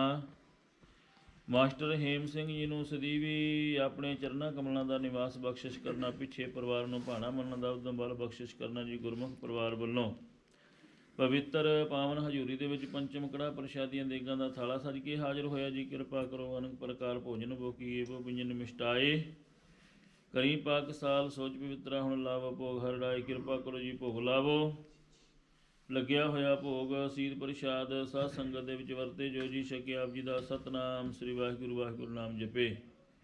ਕਰੋ ਕਿਰਪਾ ਸਜੇ ਹੋਏ ਦਰਬਾਰ ਦੇ ਵਿੱਚ ਹੁਕਮਨਾਮਿਆਂ ਦੀ ਬਖਸ਼ਿਸ਼ ਕਰੋ ਜੀ। ਹੁਕਮਨਾਮਿਆਂ ਤੇ ਚੱਲਣ ਦੀ ਸਮਰੱਥਾ ਬਖਸ਼ੋ ਜੀ। ਸਹੀ ਪਿਆਰੇ ਮੇਲੋ ਜਿਨ੍ਹਾਂ ਮਿਲਿਆ ਆਪ ਜੀ ਦਾ ਨਾਮ ਜਿੱਤੇ ਆਪ ਜੀ ਧੰਨ ਗੁਰੂ ਨਾਨਕ ਨਾਮ ਚੜ੍ਹਦੀ ਕਲਾ ਤੇਰੇ ਬਾਣੀ ਸਰਬੱਤ ਕਰੋ।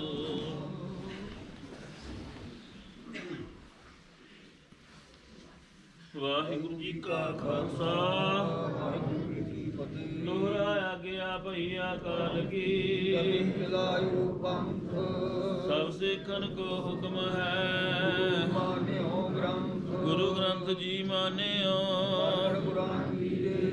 जो प्रभु को मिल बोझ है राज करेगा खालसा ख्वार हुए सब मिलेंगे वाहिगुरु नाम जहाज है जो सरदा कर सेव दे वाहिगुरु नाम जहाज है जो सरदा कर सेव दे बोले सो निहाल वाहिगुरु जी का खालसा वाहिगुरु जी की फतेह।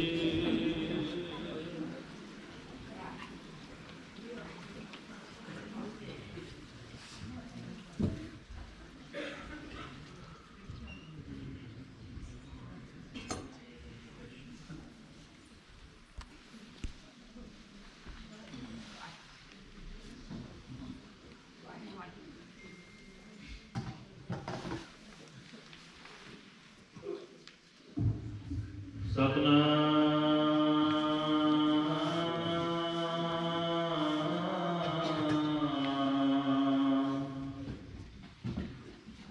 ਸ੍ਰੀ ਵਾਹਿਗੁਰੂ ਸਾਹਿਬ ਜੀਓ।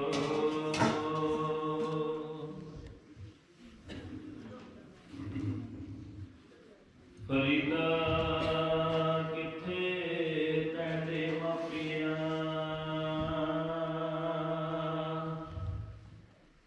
ਜਿਨੀ ਤੂੰ ਜਣਿਓ ਹੈ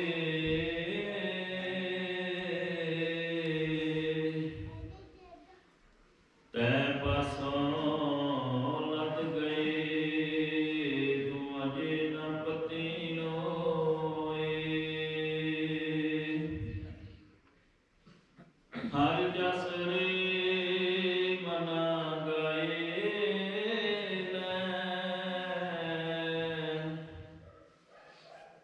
ਜੋ ਸੰਗੀ ਹੈ ਤੇਰੋ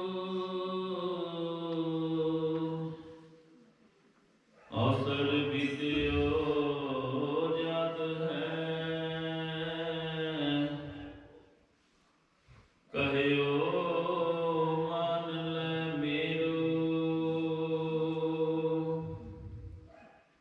ਸਤਿਨਾਮ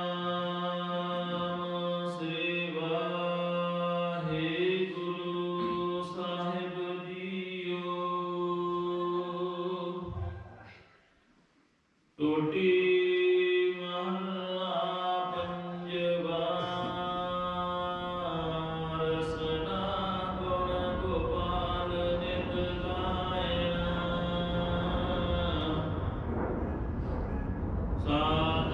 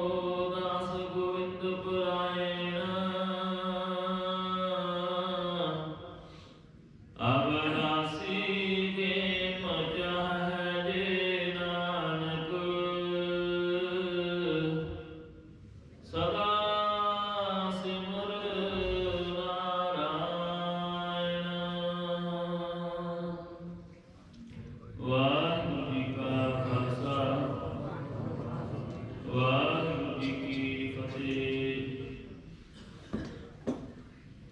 ਜੀ ਜਨ ਤੇ ਭਾਈ ਪ੍ਰਭ ਦੋਰੀ ਹੱਥ ਮਾਰੇ, ਜੇ ਕਰਾਵੇ ਸੋ ਕਰਨਾ, ਨਾਨਕ ਦਾਸ ਤੇਰੀ ਸਰਨਾ। ਜਿਵੇਂ ਕਿ ਗੁਰਬਾਣੀ ਦਾ ਪਾਵਨ ਪ੍ਰਮਾਣ ਹੈ, ਉਹ ਹੈ ਜਨ ਦੀ ਸਭ ਕੋਈ ਆਈ ਵਾਰੀ ਜਿਹਦੇ ਨੂੰ ਆਪਾ ਅਨੁਸਾਰ ਇਸ ਸੰਸਾਰ ਤੇ ਜੋ ਵੀ ਆਇਆ ਹੈ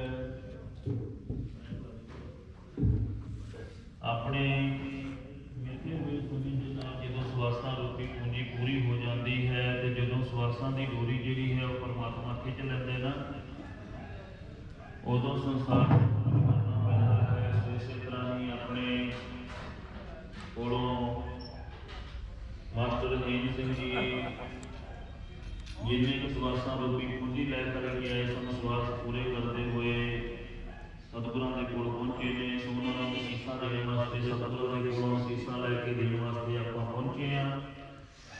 ਸੋ ਪਰਿਵਾਰ ਵੱਲੋਂ ਆਪ ਜੀ ਦਾ ਧੰਨਵਾਦ ਜੀ। ਸੋ ਆਪ ਜੀ ਦਾ ਧੰਨਵਾਦ ਮਾਸਟਰ ਜੀ ਵੱਲੋਂ ਕੀਤਾ ਜਾਵੇਗਾ। ਸੋ ਆਇਆਂ ਦਾ ਭਾਈ ਬਹੁਤ ਧੰਨਵਾਦ ਸਾਰਿਆਂ ਦਾ ਜੀ। ਵਾਹਿਗੁਰੂ ਜੀ ਕਾ ਖਾਲਸਾ, ਵਾਹਿਗੁਰੂ ਜੀ ਕੀ ਫਤਿਹ। जुग जुग ढल नाम के गुर बाणी के भंडार साहिब श्री गुरु ग्रंथ साहिब महाराज जी की निकी गोद का आनंद मान रही गुरु रूप गुरु प्यारे खालसा साध संगत जी, करो रसना पवित्र बुलाओ फतेह। वाहिगुरू जी का खालसा, श्री वाहिगुरू जी की फतेह। गुरबाणी का प्रमाण है, जेहा तेरी लिखिया तेहा हुक्म कमाए, घले आवे नानका सदे उठे जाए। महावाका अनुसार कुछ रोज़ पहला साढ़े सारिਆਂ ਕੋਲੋਂ ਸਾਡੇ बहुत ही सत्कारयोग मास्टर हेम सिंह जी जो कि सदीवी विछोड़ा दे गए ने, उन्हों की अज अंतिम अरदास विच जिन्नी भी संगत चल के आई है, असी समूह गिल परिवार वालों सारी संगत का धन्यवाद करते हैं। जिथे तक मास्टर हेम सिंह जी के जीवन की गल करिए, उन्हों का जीवन एक साफ सुथरा, एक समाज सेवा वाला, गुरबाणी के लड़ लगन वाला जीवन सी। मास्टर हेम सिंह जी का जन्म अज तो लगभग 73 साल पहला 1937 ईस्वी विच पिता भाग सिंह जी ते माता संत कौर जी की तौर पर पिंडां च बहुते लोगों नूं विद्या का जाग नहीं सी लगता। आप दो भरा सन, बड़े भरा प्रीतम सिंह जी ते मास्टर हेम सिंह जी। आप जी ने जो किता अपनाया, जिथे अपने आम घरेलू आप पिंडां च खेतीबाड़ी का किता अपनाने आ, उहदे नाल नाल इन्हां ने उच्च विद्या प्राप्त की ते अध्यापक वजों लगे। ते इन्हां दी पहली ज्वाइनिंग सी जिहड़ी वो फाजिलका जिले दी सी। उस तो बाद कई नगरां विच इन्हां ने सेवा की, राजूआ ने भी की ते अंत विच सरकारी प्राइमरी स्कूल हेरा तो बतौर मुख अध्यापक रिटायर होए मास्टर हेम सिंह जी। इन्हां दा विआह माता गुरदयाल कौर जी नाल होया। इन्हां दे परिवार 3 पुत्रियां अते 1 पुत्र वीर परमजीत सिंह ने जन्म लिया। माता जी का परिवार जे गल करिए, माता गुरदयाल कौर जी एक वधिया ਚੱਜੀ इस्त्री हैं। उन्हां दी देण नाल ही मास्टर हेम सिंह जी ने अपने परिवार नूं ते समाज नूं एक वधिया सेध दित्ती। मास्टर हेम सिंह जी ने परिवार विचों वीर परमजीत सिंह जी जो कि पहला इत्थों जर्मनी गए सी ते अजकल बेल्जियम विखे वधिया अपना जीवन बतीत कर रहे आ। ते मास्टर हेम सिंह जी दीआं बेटियां जो कि भारत में ही वधिया विद्या प्राप्त करके अपने परिवारों में सुखी जीवन बतीत कर रही हैं। जिथे आप गल करिए, मास्टर जी जिथों रिटायर होए हेरा स्कूल तो, उस तो बाद समाज सेवा में उन्होंने बहुत हिस्सा पाया। विद्या महकमे नाल जुड़े हुए सी, इसलिए उन्होंने विद्या के खेत्र नूं नहीं छड्डिया। मैं बतौर अध्यापक सरकारी हाई स्कूल हैतीआणा विखे पढ़ा रहा। साडे स्कूल दे विच जदों पहली कमेटी बनी 2010 च, जिन्हों स्कूल मैनेजमेंट कमेटी कही जाता, उहदे पहले चेयरमैन मास्टर हेम सिंह जी बने। उन्हां दी रहनुमाई विच ਸਾਡੇ ਸਕੂਲ ਨੇ ਬਹੁਤ ਹੀ ਵਧੀਆ ਕੰਮ ਕੀਤਾ ਤੇ ਉਸ ਸਮੇਂ ਦੇ ਜਿੰਨੇ ਵੀ ਅਧਿਆਪਕ ਸੀ ਉਹਨਾਂ ਦੇ ਨਾਲ ਇਹਨਾਂ ਦਾ ਬਹੁਤ ਹੀ ਵਧੀਆ ਮਿਲਵਰਤਨ ਵਾਲਾ ਇੱਕ ਰਿਸ਼ਤਾ ਬਣਿਆ ਹੋਇਆ ਸੀ। ਇਹਨਾਂ ਨੇ ਸਮਾਜ ਵਿੱਚ ਰਹਿੰਦੇ ਹੋਏ ਸਕੂਲ ਦੇ ਲਈ ਬਹੁਤ ਜ਼ਿਆਦਾ ਦਾਨ ਫੰਡ ਇਕੱਠਾ ਕੀਤਾ ਤੇ ਸਕੂਲ ਦੀ ਇਮਾਰਤ ਨੂੰ ਵਧੀਆ ਬਣਾਉਣ ਲਈ ਬਹੁਤ ਵੱਡਾ ਯੋਗਦਾਨ ਪਾਇਆ। ਜਿੱਥੇ ਤੱਕ ਮਾਸਟਰ ਹੇਮ ਸਿੰਘ ਜੀ ਦੇ ਨਾਲ ਪੂਰੇ ਗਿੱਲ ਪਰਿਵਾਰ ਦੀ ਗੱਲ ਕਰੀਏ ਤਾਂ ਵੀਰ ਪਰਮਜੀਤ ਸਿੰਘ ਤੇ ਨਾਲ ਦੀ ਨਾਲ ਇਹਨਾਂ ਦੇ ਭਤੀਜੇ, ਚਾਹੇ ਸਾਬਕਾ ਸਰਪੰਚ ਗੁਰਮੀਤ ਸਿੰਘ ਜੀ ਦੀ ਗੱਲ ਕਰੀਏ, ਉਹਨਾਂ ਦੇ ਭਰਾਵਾਂ ਦੀ ਗੱਲ ਕਰੀਏ, ਸਮਾਜ ਦੇ ਵਿੱਚ ਪੂਰੇ ਗਿੱਲ ਪਰਿਵਾਰ ਦਾ ਬਹੁਤ ਵਧੀਆ ਰੁਤਬਾ ਬਣਿਆ ਹੋਇਆ ਹੈ। ਇਸੇ ਲਈ ਅੱਜ ਮਾਸਟਰ ਜੀ ਦੀ ਅੰਤਮ ਅਰਦਾਸ ਵਿੱਚ ਸਮਾਜ ਦੇ ਵਿੱਚੋਂ ਬਹੁਤ ਸਾਰੀਆਂ ਯੋਗ ਉੱਘੀਆਂ ਸਮਾਜਿਕ, ਧਾਰਮਿਕ ਤੇ ਰਾਜਨੀਤਿਕ ਸ਼ਖਸੀਅਤਾਂ ਪਹੁੰਚੀਆਂ ਨੇ। ਅਸੀਂ ਧੰਨਵਾਦ ਕਰਦੇ ਹਾਂ ਸਰਪੰਚ ਗੋਪੀ ਜੀ ਰਾਜੂਆਣਾ ਕਲਾਂ ਤੋਂ, ਜਿਨ੍ਹਾਂ ਨੇ ਕਿ ਪਰਿਵਾਰ ਨਾਲ ਦੁੱਖ ਸਾਂਝਾ ਕਰਨ ਲਈ ਪਹੁੰਚੇ ਆ। ਸਰਪੰਚ ਜਤਿੰਦਰ ਸਿੰਘ ਜੀ ਤਿੰਦੀ ਅਕਾਲਗੜ੍ਹ ਤੋਂ, ਤੇ ਇਹਨਾਂ ਦੇ ਨਾਲ ਹੀ ਸਾਡੇ ਸਾਬਕਾ ਸਰਪੰਚ ਕਮਿੱਕਰ ਸਿੰਘ ਜੀ ਅਬੂਵਾਲ ਤੋਂ, ਤੇ ਆਪਣੇ ਬਲਾਕ ਦੀ ਜੋ ਕਿਸਾਨ ਇਕਾਈ ਬਣੀ ਹੈ, ਆਪਾਂ ਨੂੰ ਵੀ ਪਤਾ ਵੀ ਇਸ ਸਮੇਂ ਸਾਰਿਆਂ ਨਾਲੋਂ ਵੱਧ ਜਿਹੜਾ ਜ਼ੋਰ ਲੱਗਿਆ ਹੋਇਆ ਉਹ ਕਿਸਾਨ ਦਾ ਲੱਗਿਆ ਹੋਇਆ। ਜੋ ਆਪਣੇ ਸਾਹਮਣੇ ਘੋਲ ਚੱਲ ਰਿਹਾ ਆਪਾਂ ਨੂੰ ਸਾਰਿਆਂ ਨੂੰ ਪਤਾ, ਮੈਂ ਡਿਟੇਲ 'ਚ ਨਹੀਂ ਜਾਂਦਾ। ਸਾਡੀ ਬਲਾਕ ਕਮੇਟੀ ਦੇ ਜਿਹੜੀ ਹੈਗੇ ਆ ਪ੍ਰਧਾਨ ਸਰਬਜੀਤ ਸਿੰਘ ਜੀ ਗਿੱਲ, ਉਹ ਵੀ ਪਰਿਵਾਰ ਨਾਲ ਦੁੱਖ ਪ੍ਰਗਟ ਕਰਨ ਲਈ ਆਏ ਆ। ਅਸੀਂ ਉਹਨਾਂ ਦਾ ਵੀ ਧੰਨਵਾਦ ਕਰਦੇ ਹਾਂ। ਪਰਿਵਾਰ ਦੇ ਬਹੁਤ ਹੀ ਨਜ਼ਦੀਕੀ ਮਿੱਤਰ ਸਾਬਕਾ ਸਰਪੰਚ ਤੁਗਲ ਗੁਰਬਖਸ਼ ਸਿੰਘ ਜੀ ਤੁਗਲ ਵੀ ਪਹੁੰਚੇ ਨੇ। ਅਸੀਂ ਉਹਨਾਂ ਨੂੰ ਵੀ ਇੱਥੇ ਪਹੁੰਚਣ ਤੇ ਜੀ ਆਇਆਂ ਆਖਦੇ ਹਾਂ। ਮੈਂ ਹੁਣ ਬੇਨਤੀ ਕਰਾਂਗਾ ਸਰਦਾਰ ਗੁਰਬਖਸ਼ ਸਿੰਘ ਜੀ ਨੂੰ ਕਿ ਉਹ ਸਟੇਜ 'ਤੇ ਆਉਣ ਤੇ ਮਾਸਟਰ ਹੇਮ ਸਿੰਘ ਜੀ ਬਾਰੇ ਸੰਗਤਾਂ ਨਾਲ ਕੁਝ ਸ਼ਬਦ ਸਾਂਝੇ ਕਰਨ। ਗੁਰਬਖਸ਼ ਸਿੰਘ ਜੀ ਤੁਗਲ।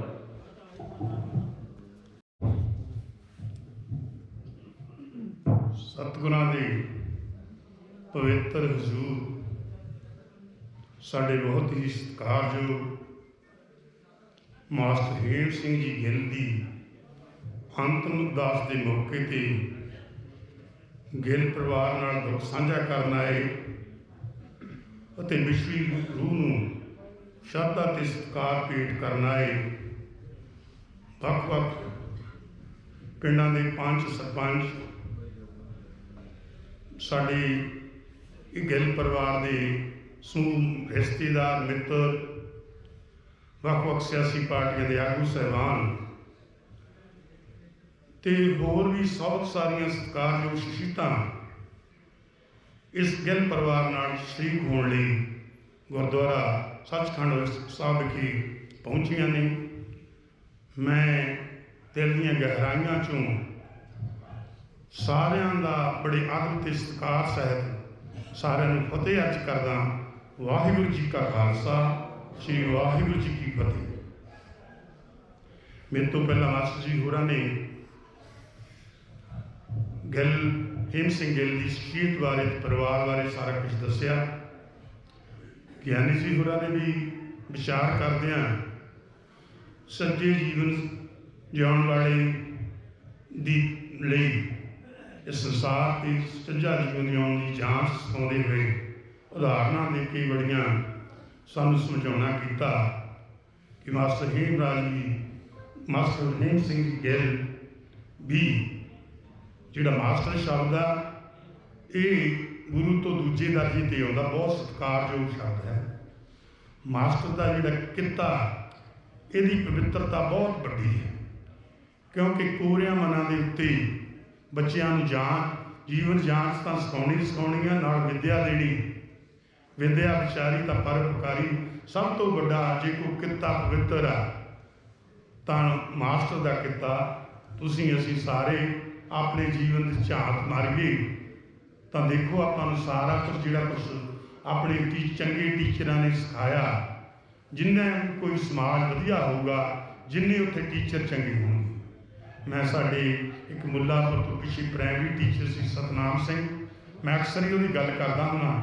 ਆਪਾਂ ਲੋਕ ਪੜ੍ਹਾਉਂਦੇ ਵੀ ਬੱਚਿਆਂ ਨੂੰ ਪ੍ਰਾਇਮਰੀ ਸਕੂਲ 'ਚ ਸਾਰੇ ਕੰਪੀਟੀਸ਼ਨ 'ਚ, ਵੱਡਿਆਂ ਸਕੂਲਾਂ 'ਚ ਜਾਂ ਮਹਿੰਗੇ ਸਕੂਲਾਂ 'ਚ ਬੱਚਿਆਂ ਨੂੰ ਪੜ੍ਹਾਉਂਦੇ ਆ।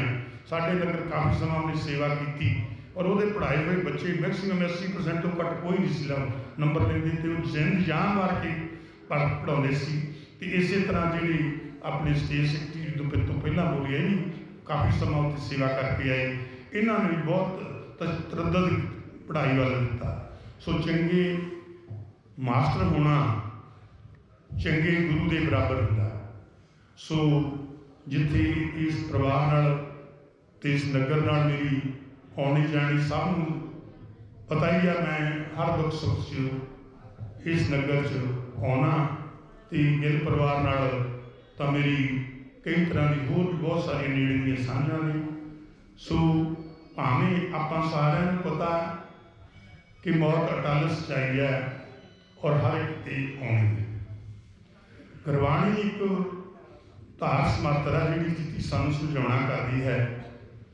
ਗੁਰਬਾਣੀ ਕਹਿੰਦੀ ਹੈ, ਜਿਸ ਕੀ ਵਸਤ ਸੋਈ ਲੈ ਜਾਏਗਾ, ਰੋਜ਼ ਕਿਸੇ ਕਿਆ ਕੀਜੈ, ਗੁਰਮੁਖ ਹੋਵੇ ਸੋ ਭਾਣਾ ਮੰਨੇ, ਸਹਿਜੇ ਹਰ ਰਸ ਕੀਜੈ। ਸੋ ਇਸੇ ਤਰ੍ਹਾਂ ਹੋਰ ਵੀ ਬਹੁਤ ਸਾਰੇ ਸ਼ਬਦ ਨੇ। ਸੋ ਮੌਤ ਭਾਵੇਂ ਟਲ ਸੱਚਾਈ ਹੈ, ਪਰ ਮੌਤ ਦੇ ਰਹੱਸ ਨੂੰ ਅੱਜ ਤੱਕ ਕੋਈ ਨਹੀਂ ਸਮਝ ਸਕਿਆ। ਭਾਵੇਂ ਆਪਾਂ ਵਿਗਿਆਨ ਨੇ ਬੜੀ ਤਰੱਕੀ ਕੀਤੀ ਆ, ਆਪਾਂ ਇੱਥੋਂ ਬੈਠੇ ਬੜੀ ਦੂਰ ਤੱਕ ਦੁਨੀਆ ਦੀਆਂ ਹਰ ਜਗ੍ਹਾ ਨਾਲ ਜੁੜੇ ਹੋਏ ਹਾਂ, ਪਰ ਮੌਤ ਦੇ ਰਹੱਸ ਨੂੰ ਕੋਈ ਨਹੀਂ ਸਮਝ ਸਕਿਆ। ਸੋ ਮੌਤ ਕਿਸੇ ਵੀ ਉਮਰ 'ਚ ਆਉਂਦੀ ਹੈ। ਭਾਵੇਂ ਮਾਸਟਰ ਹੋਣਾ ਨੇ ਕਾਫੀ ਲੰਮੀ ਉਮਰ ਭੋਗੀ, ਪਰ ਫਿਰ ਵੀ ਮੌਤ ਇੱਕ ਦੁਖਦਾਈ ਸ਼ਬਦ ਹੈ। ਇਹਦੀ ਚੀਜ਼ ਕਿਸੇ ਨਾ ਕਿਤੇ ਪਰਿਵਾਰ 'ਚ ਜ਼ਰੂਰ ਪੈਂਦੀ ਹੈ। ਸੋ ਆਪਾਂ ਸਾਰਿਆਂ ਨੇ ਗੁਰੂ ਚਰਨਾਂ 'ਚ ਰਲ ਕੇ ਅਰਦਾਸ ਕੀਤੀ ਹੈ ਕਿ ਪ੍ਰਮਾਤਮਾ ਉਸ ਪਿਛਲੀ ਰੂਹ ਨੂੰ ਆਪਣੇ ਚਰਨਾਂ ਵਿੱਚ ਨਿਵਾਸ ਦੇਵੇ ਤੇ ਪਿਛਲੇ ਪਰਿਵਾਰ ਨੂੰ ਭਾਣਾ ਮੰਨਣ ਦੀ ਸ਼ਕਤੀ ਦੇਵੇ। ਮੈਂ ਵੀ ਉਸੇ ਅਰਦਾਸ ਤਹਿਤ ਮੈਂ ਵੀ ਇਸ ਪਰਿਵਾਰ ਦੇ ਦੁੱਖ ਵਿੱਚ ਸ਼ਰੀਕ ਹੁੰਦਾ ਹੋਇਆ ਗੁਰੂ ਪਾਸੋਂ ਇਹੀ ਬੇਨਤੀ ਕਰੂੰਗਾ ਕਿ ਪ੍ਰਮਾਤਮਾ ਉਹਨਾਂ ਨੂੰ ਆਪਣੇ ਚਰਨਾਂ 'ਚ ਨਿਵਾਸ ਬਖਸ਼ੀ। ਪਿਛਲੇ ਸਾਨੂੰ ਸਾਰੇ ਰਿਸ਼ਤੇਦਾਰ ਜ਼ਰੀਆਂ ਨੂੰ ਭਾਣਾ ਮੰਨਣ ਦੀ ਬਲ ਬਖਸ਼ੀ। ਆਖਰ ਸੰਬਤ ਸਾਹਾ ਲਿਖਿਆ, ਮਿਲ ਕਰ ਪਾਵੋ ਤੇਲ, ਦਿਓ ਸੱਜਣੇ ਸੀਸੜੀਆਂ, ਜਿਉਂ ਹੋਵੇ ਸਹਿਬ ਸਿਉ ਮੇਲ। ਇਹਨਾਂ ਸ਼ਬਦਾਂ ਨਾਲ ਬੋਲਦੀ ਤੂੰ ਕੋਈ ਅਜਿਹਾ ਸ਼ਬਦ ਜੋ ਅੱਜ ਦੀ ਇਸ ਸਭਾ ਦੇ ਪੂਰ ਨਾ ਹੋਏ ਕਿਹਾ ਗਿਆ ਹੋਵੇ। ਗੁਰੂ ਤੇ ਸਾਧ ਸੰਗਤ ਬਖਸ਼ਣਯੋਗ ਹੈ। ਮਾਫੀ ਚਾਹੂੰਗਾ ਦੁਬਾਰਾ ਫਿਰ ਸਾਰਿਆਂ ਦਾ ਇਸ ਸਮੇਂ 'ਤੇ ਪਹੁੰਚਣ ਦੀ ਪਰਿਵਾਰ ਵੱਲੋਂ ਬਹੁਤ ਬਹੁਤ ਧੰਨਵਾਦ ਕਰਦਾ ਹੋਇਆ ਬੜੇ ਆਦਰ ਤੇ ਸਤਿਕਾਰ ਸਹਿਤ ਫਤਿਹ ਅਰਜ਼ ਕਰਦਾ। ਵਾਹਿਗੁਰੂ ਜੀ ਕਾ ਖਾਲਸਾ, ਸ਼੍ਰੀ ਵਾਹਿਗੁਰੂ ਜੀ ਕੀ ਫਤਿਹ। ਵਾਹਿਗੁਰੂ ਜੀ ਕੀ ਫਤਿਹ। ਬਹੁਤ ਬਹੁਤ ਧੰਨਵਾਦ ਜੀ ਸਰਦਾਰ ਗੁਰਬਖਸ਼ ਸਿੰਘ ਜੀ ਤੁਗਲ ਜੀ ਦਾ। ਮੈਂ ਮਾਫੀ ਚਾਹੁੰਦਾ ਸਾਡੇ ਇਸ ਨਗਰ ਦੇ ਸਰਪੰਚ ਸਰਦਾਰ ਲਖਵੀਰ ਸਿੰਘ ਜੀ, ਜੋ ਕਿ ਪਰਿਵਾਰ ਦੇ ਨਾਲ ਹਰ ਸਮੇਂ ਖੜ੍ਹਦੇ ਆ। ਉਹ ਵੀ ਪਰਿਵਾਰ ਨਾਲ ਦੁੱਖ ਸਾਂਝਾ ਕਰਨ ਲਈ ਹਰ ਸਮੇਂ ਹਾਜ਼ਰ ਰਹੇ ਆ। ਉਹਨਾਂ ਦਾ ਹੀ ਪਰਿਵਾਰ ਵੱਲੋਂ ਬਹੁਤ ਬਹੁਤ ਧੰਨਵਾਦ ਕੀਤਾ ਜਾਂਦਾ ਹੈ ਜੀ। ਹੁਣ ਸਮੇਂ ਦੀ ਨਜ਼ਾਕਤ ਨੂੰ ਦੇਖਦੇ ਹੋਏ ਆਈਆਂ ਸਾਰੀਆਂ ਸੰਗਤਾਂ ਦਾ ਪਰਿਵਾਰ ਵੱਲੋਂ ਬਹੁਤ ਬਹੁਤ ਧੰਨਵਾਦ। ਜਿੰਨੇ ਵੀ ਕਦਮ ਚੱਲ ਕੇ ਆਏ ਹੋ ਉਹ ਇੱਕ ਇੱਕ ਕਦਮ ਪਰਿਵਾਰ ਦੇ ਸਿਰ ਮੱਥੇ। ਸਮੂਹ ਗਿੱਲ ਪਰਿਵਾਰ ਵੱਲੋਂ ਅੰਤ ਵਿੱਚ ਸੰਗਤਾਂ ਨੂੰ ਬੇਨਤੀ ਹੈ ਕਿ ਜਿਨ੍ਹਾਂ ਸੰਗਤਾਂ ਨੇ ਗੁਰੂ ਕਾ ਲੰਗਰ ਨਹੀਂ ਛਕਿਆ ਉਹ ਗੁਰੂ ਕਾ ਲੰਗਰ ਜ਼ਰੂਰ ਛਕ ਲੈਣ ਜੀ। ਤੇ ਬਾਹਰ ਚਾਹ ਦੇ ਲੰਗਰ ਤਿਆਰ ਨੇ, ਚਾਹ ਦੇ ਲੰਗਰ ਛਕ ਕੇ ਜਾਣੇ ਜੀ। ਜਿਨ੍ਹਾਂ ਪਰਿਵਾਰਾਂ ਤੇ ਜਿਨ੍ਹਾਂ ਸੰਸਥਾਵਾਂ ਲਈ ਮਾਇਆ ਆਈ ਆ ਪਰਿਵਾਰ ਵੱਲੋਂ, ਮਾਸਟਰ ਹੇਮ ਸਿੰਘ ਜੀ ਦੇ ਨਿਮਿਤ ਉਹ ਗ੍ਰੰਥੀ ਸਿੰਘ ਬਾਬਾ ਮੰਗਾ ਸਿੰਘ ਜੀ ਤੋਂ ਉਹ ਮਾਇਆ ਪ੍ਰਾਪਤ ਕਰ ਲੈਣ। ਅਸੀਂ ਸਮੂਹ ਜਿੰਨੀਆਂ ਵੀ ਸੰਸਥਾਵਾਂ ਵਾ ਉਹਨਾਂ ਵੱਲੋਂ ਪਰਿਵਾਰ ਦਾ ਬਹੁਤ ਬਹੁਤ ਧੰਨਵਾਦ ਕਰਦੇ ਹਾਂ, ਕਿਉਂਕਿ ਇਹੋ ਜਿਹੀਆਂ ਸਮਾਜਿਕ ਸੰਸਥਾਵਾਂ ਵਾ ਜਿਹੜੀਆਂ ਇਹੋ ਜਿਹੇ ਦਾਨੀ ਪੁਰਸ਼ਾਂ ਦੇ ਸੱਜਣਾ ਦੇ ਨਮੈਤੀ ਚੱਲਦੀਆਂ ਨੇ। ਅੰਤ ਵਿੱਚ ਮੈਂ ਫੇਰ ਸਾਰੀਆਂ ਸੰਗਤਾਂ ਦਾ ਗਿੱਲ ਪਰਿਵਾਰ ਵੱਲੋਂ ਤਹਿ ਦਿਲੋਂ ਧੰਨਵਾਦ ਕਰਦਾ। ਵਾਹਿਗੁਰੂ ਜੀ ਕਾ ਖਾਲਸਾ, ਵਾਹਿਗੁਰੂ ਜੀ ਕੀ ਫਤਿਹ।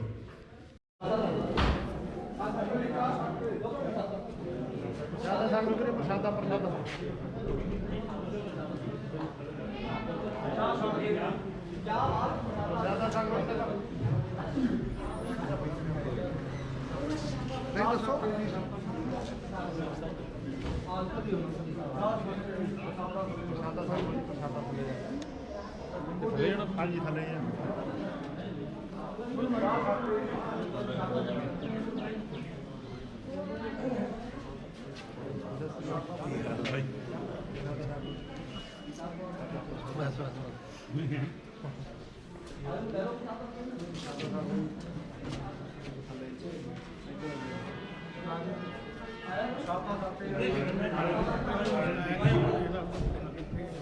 ਵਾਹਿਗੁਰੂ ਜੀ ਕਾ ਖਾਲਸਾ ਵਾਹਿਗੁਰੂ ਜੀ ਕੀ ਫਤਿਹ। ਬੇਨਤੀ ਹੈ ਕਿ ਗੁਰੂ ਪਰਿਵਾਰ ਨੂੰ ਮਾਇਆ ਕਰਕੇ ਜੋ ਸੇਵਾ ਕੀਤੀ ਗਈ ਹੈ, ਡੇਰਾ ਬਾਬਾ ਸਰੂਪਦਾਸ ਜੀ 5500 ਰੁਪਏ, ਗੁਰਦੁਆਰਾ ਸਿੰਘ ਸਭਾ 5500 ਰੁਪਏ, ਗੁਰਦੁਆਰਾ ਸਤਿਗੁਰੂ ਸਾਹਿਬ ਜੀ 5500 ਰੁਪਏ ਤੇ ਸ਼ਹੀਦ ਬਾਬਾ ਮਨਨ ਸਿੰਘ ਜੀ 5500 ਰੁਪਏ, ਸਰਕਾਰੀ ਹਾਈ ਸਕੂਲ ਵਾਸਤੇ 5500 ਰੁਪਏ ਤੇ ਸਰਕਾਰੀ ਪ੍ਰਾਇਮਰੀ ਸਕੂਲ ਵਾਸਤੇ 5500 ਰੁਪਏ। ਸੋ ਬੇਨਤੀ ਹੈ ਕਿ ਜਿਹੜੇ ਵੀ ਪ੍ਰਬੰਧਕ ਇਹਨਾਂ ਸੰਸਥਾਵਾਂ ਦੇ ਪਹੁੰਚੇ ਨੇ ਭਾਈਓ, ਗ੍ਰੰਥੀ ਸਿੰਘ ਦੇ ਕੋਲੋਂ ਇਹ ਜਿਹੜੀ ਭੇਟਾ ਹੈ ਲੈ ਕੇ ਜਾਣ ਦੀ ਕਿਰਪਾਲਤਾ ਕਰਿਓ ਭਾਈ। ਵਾਹਿਗੁਰੂ ਜੀ ਕਾ ਖਾਲਸਾ ਵਾਹਿਗੁਰੂ ਜੀ ਕੀ ਫਤਿਹ।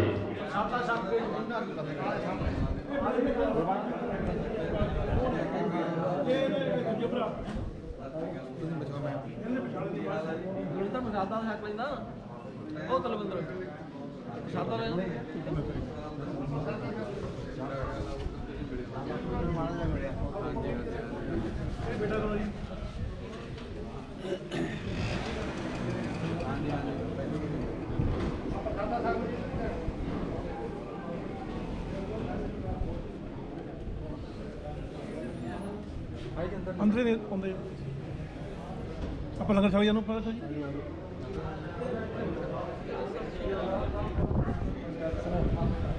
ਕੀ ਬਣ ਗਿਆ